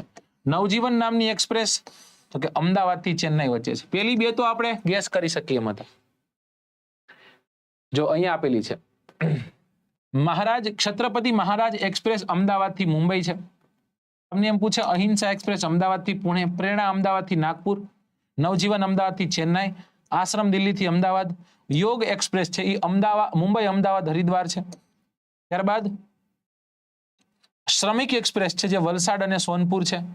ફ્લાઇંગ રાની છે જે સુરત થી મુંબઈ જાય છે અને પારસનાથ છે અમદાવાદ થી લઈ આસનસોલ સુધી છે. ચલો ક્વેશ્ચન નંબર 19. નીચેના પૈકી કયું વિધાન યોગ્ય છે? ભારતમાં કુલ 13 જેટલા મુખ્ય બંદરો છે. શિપિંગ કોર્પોરેશન ઓફ ઇન્ડિયાની સ્થાપના પછી રાષ્ટ્રીય જળમાર્ગનો વિકાસ થયો હતો અને ભાવનગર ઓટોમેટિક લોકગેટ ધરાવતું એકમાત્ર બંદર છે. 1 2 2 3 માત્ર એક કે આપેલા તમામ?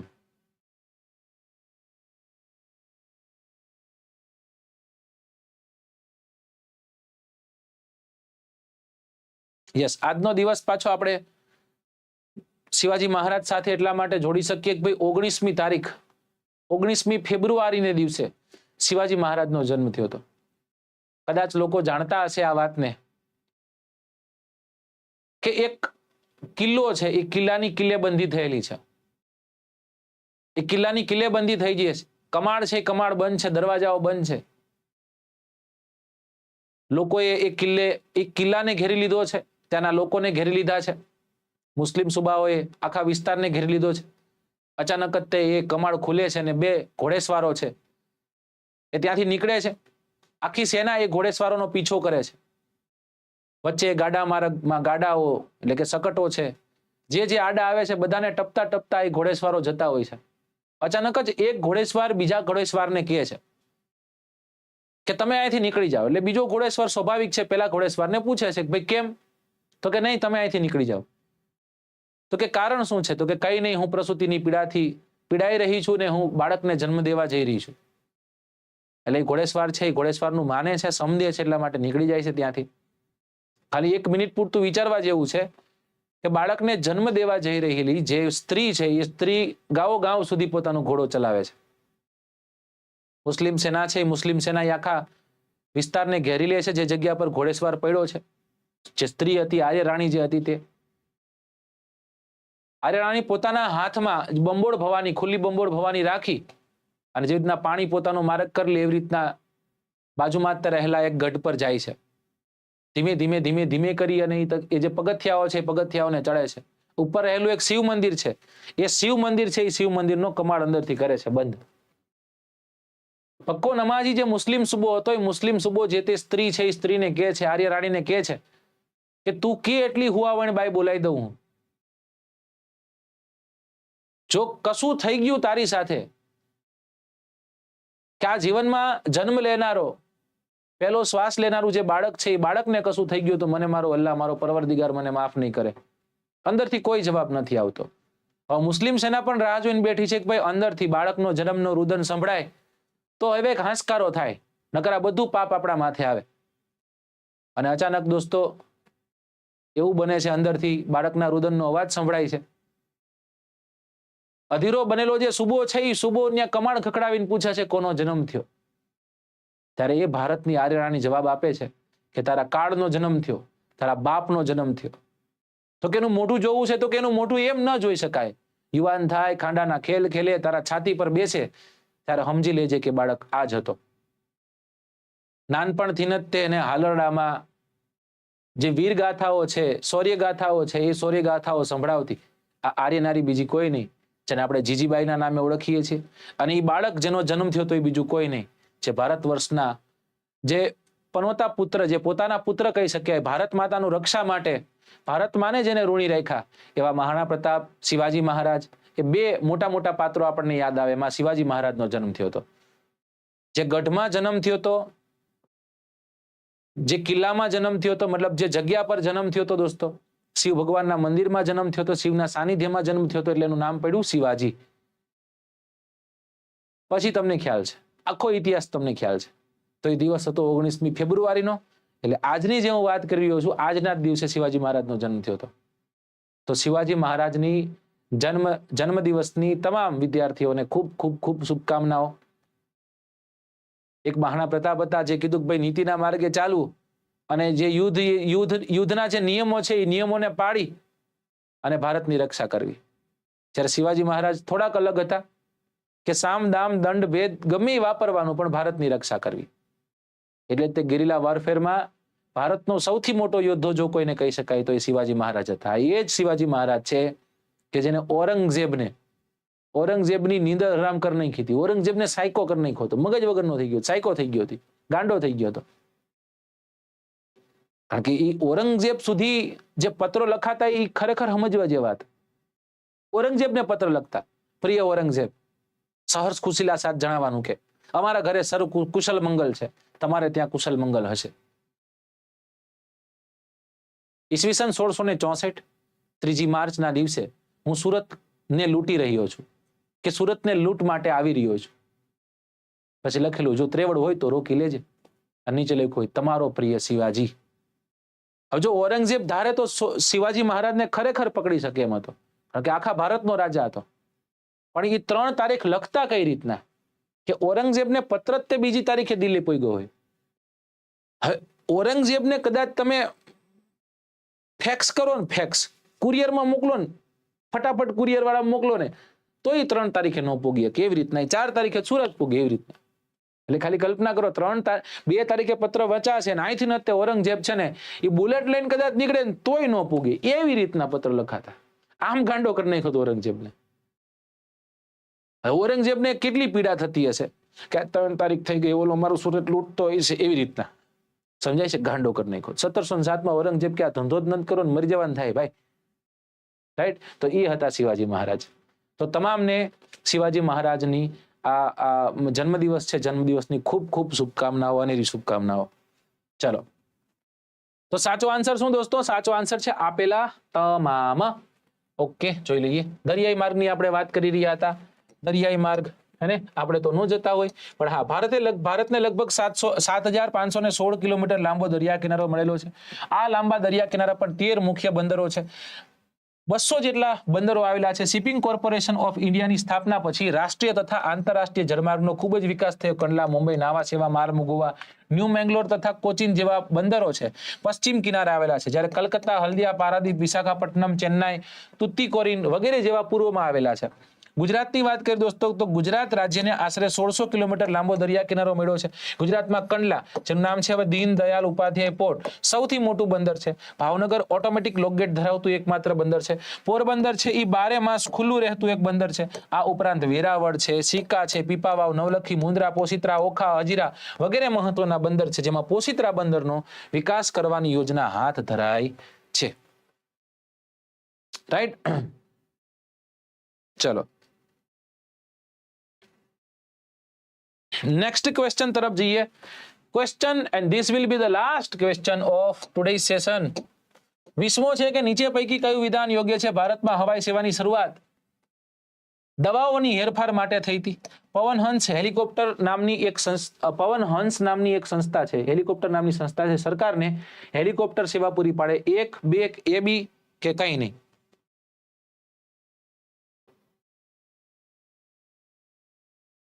Thank you.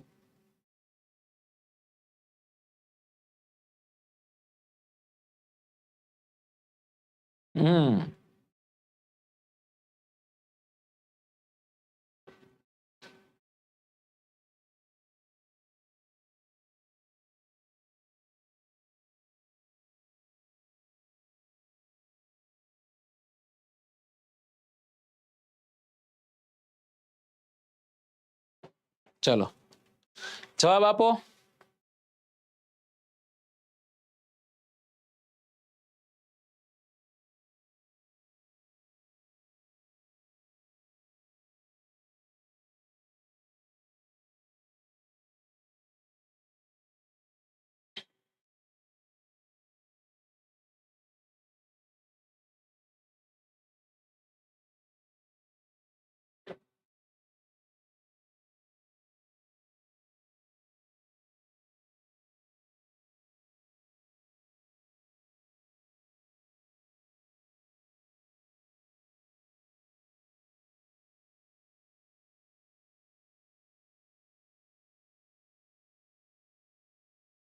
Okay, option C તરફ લોકો જાય છે, તો ઓપ્શન સી કહી દઈએ. માત્ર બે સાચું છે. ભારતમાં હવાઈ સેવાની શરૂઆત જે દવાઓની હેરફેર છે એના માટે આવું કંઈક આપણને દેખાણું જોઈએ. પરિવહન માર્ગોમાં હવાઈ માર્ગ જે છે સૌથી ઝડપ પરંતુ ખર્ચાળ છે. દૂર સ્થાનો, દુર્ગમ તથા ગીચ જંગલો તથા પર્વતીય વિસ્તારો જ્યાં સડક માર્ગ ન પહોંચી શકતા હોય ત્યાં હવાઈ માર્ગનો ઉપયોગ લેવાય છે. ભારતમાં લગભગ 12 માસ હવાઈ ઉડ્ડયનને અનુકૂળ હવામાન રહેતું હોય છે. વર્તમાન સમયમાં હવાઈ માર્ગનો વપરાશ વધતો જાય છે, જેમાં ઘણી બધી યોજનાઓ, જેમાં ઉડાન નામની એક યોજના પણ છે. ઉડેગા દેશ કા આમ નાગરિક એનું ફૂલ ફોર્મ છે. ભારતમાં હવાઈ સેવાની શરૂઆત ટપાલ સેવા માટે અલ્હાબાદથી નઈની વચ્ચે થઈ હતી, દવા માટે નહીં. તે ખાનગી કંપની ચલાવતી હતી. આજે એર ઇન્ડિયા નામે ઓળખાતી કંપની ઉપરાંત ખાનગી ઘણી બધી કંપનીઓ છે જે હવાઈ પરિવહનની સેવાઓ કરે છે. દેશમાં ભારતીય વિમાન મથક સત્તામંડળ દ્વારા આંતરરાષ્ટ્રીય ઘરેલું હવાઈ મથકો, નાગરિક વિમાન ટર્મિનલ હવાઈ મથકોનું વ્યવસ્થાપન કરી રહ્યું છે. દેશમાં કલકત્તા, મુંબઈ, ચેન્નાઈ, નવી દિલ્હી, બેંગલુરુ, હૈદરાબાદ તથા અમદાવાદ જેવા 15 આંતરરાષ્ટ્રીય હવાઈ મથકો આવેલા છે. પવનહંસ જે છે એ પવનહંસ હેલિકોપ્ટર નામની એક સંસ્થા છે જે ઓએનજીસી ને તથા રાજ્ય સરકાર છે ને હેલિકોપ્ટર સેવા પૂરી પાડે છે. ચલો ઓકે, સંભળાણું સમજાણું બધાને કમ્પ્લીટ?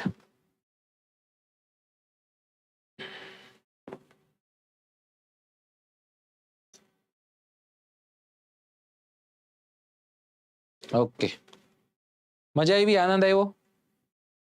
આ કે નાનો જવાબ દેજો એટલે મને ખબર પડે.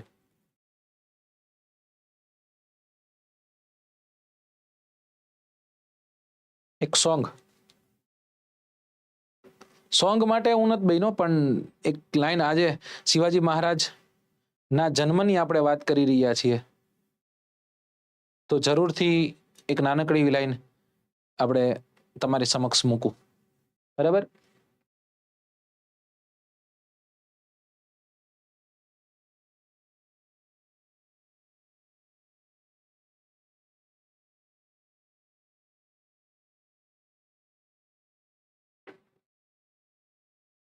ચલો ડન.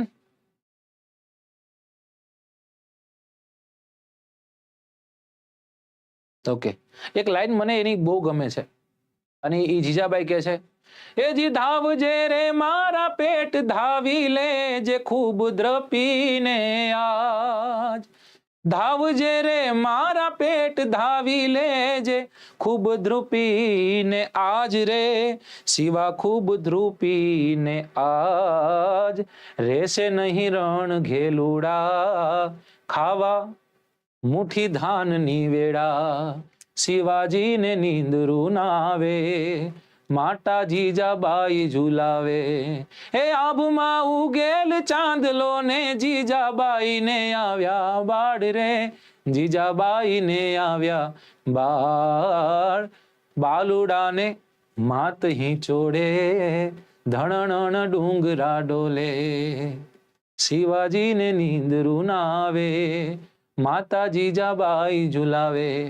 ચલો ફરી એક વખત કહું છું તમામને, શિવાજી મહારાજના આજના આ જન્મદિવસની વાત કરીએ, એની ખૂબ ખૂબ શુભકામનાઓ છે. ફરી એક વખત નવા લેક્ચર સાથે, નવી એનર્જી સાથે તમારી સમક્ષ હું હાજર થઈશ. બરાબર, જો ખરેખર આનંદ આવ્યો હોય આજના સેશનમાં તો તમારા જેટલા પણ વિદ્યાર્થી મિત્રો છે, વિદ્યાર્થી મિત્રો સુધી આપણું આ સેશન છે ને શેર કરજો. લેક્ચર જેવો ખતમ થાય એટલે દોસ્તો તમારે જરૂરથી કમેન્ટ કરવાની છે કે આ સેશન કેવું લાગ્યું હતું. એટલે ઘણીવાર કેવું બને કે લોકો શું કરતા હોય છે, લોકો કોમેન્ટ ઉપર જતા હોય છે, કોમેન્ટ કેવી હતી તો લેક્ચર કેવો હતો એ ખબર પડે. સમજાય છે? અને છતાં પણ જો તમે લાઈવમાં જોડાવા માંગો છો, કોઈ ઓફરનો લાભ લેવા માંગો છો તો દોસ્તો વેબ સંકુલ હર હંમેશ તમારી સાથે છે. છેલ્લા 3 દિવસો બાકી છે, ધક્કામુક્કીની ઓફર ચાલુ છે. 1+1 એટલે શું? અલગ અલગ બધા કોર્સ છે, એમાં કોડ યુઝ કરવાનો છે ધક્કામુક્કી. આ કોડ યુઝ કરો, 21 તારીખ સુધી લાગશે. દરેક કોર્સ પર 50% જેટલું ડિસ્કાઉન્ટ પ્લસ 1 મહિનાની એક્સટેન્ડેડ વેલિડિટી પ્લસ એક તમને રીઝનિંગની બુક ફ્રી આપવામાં આવશે. છેલ્લા 3 દિવસનો સમય તમારી પાસે છે. જો તમે આનો લાભ લેવા માંગો છો, ખરેખર તમે ઓફલાઈનમાં જોડાવા નથી માંગતા, તમે લાઈવમાં જોડાવામાં નથી માંગતા અને તમારે એપ્લિકેશનના માધ્યમથી ભણવું છે તો તમારા માટે છે.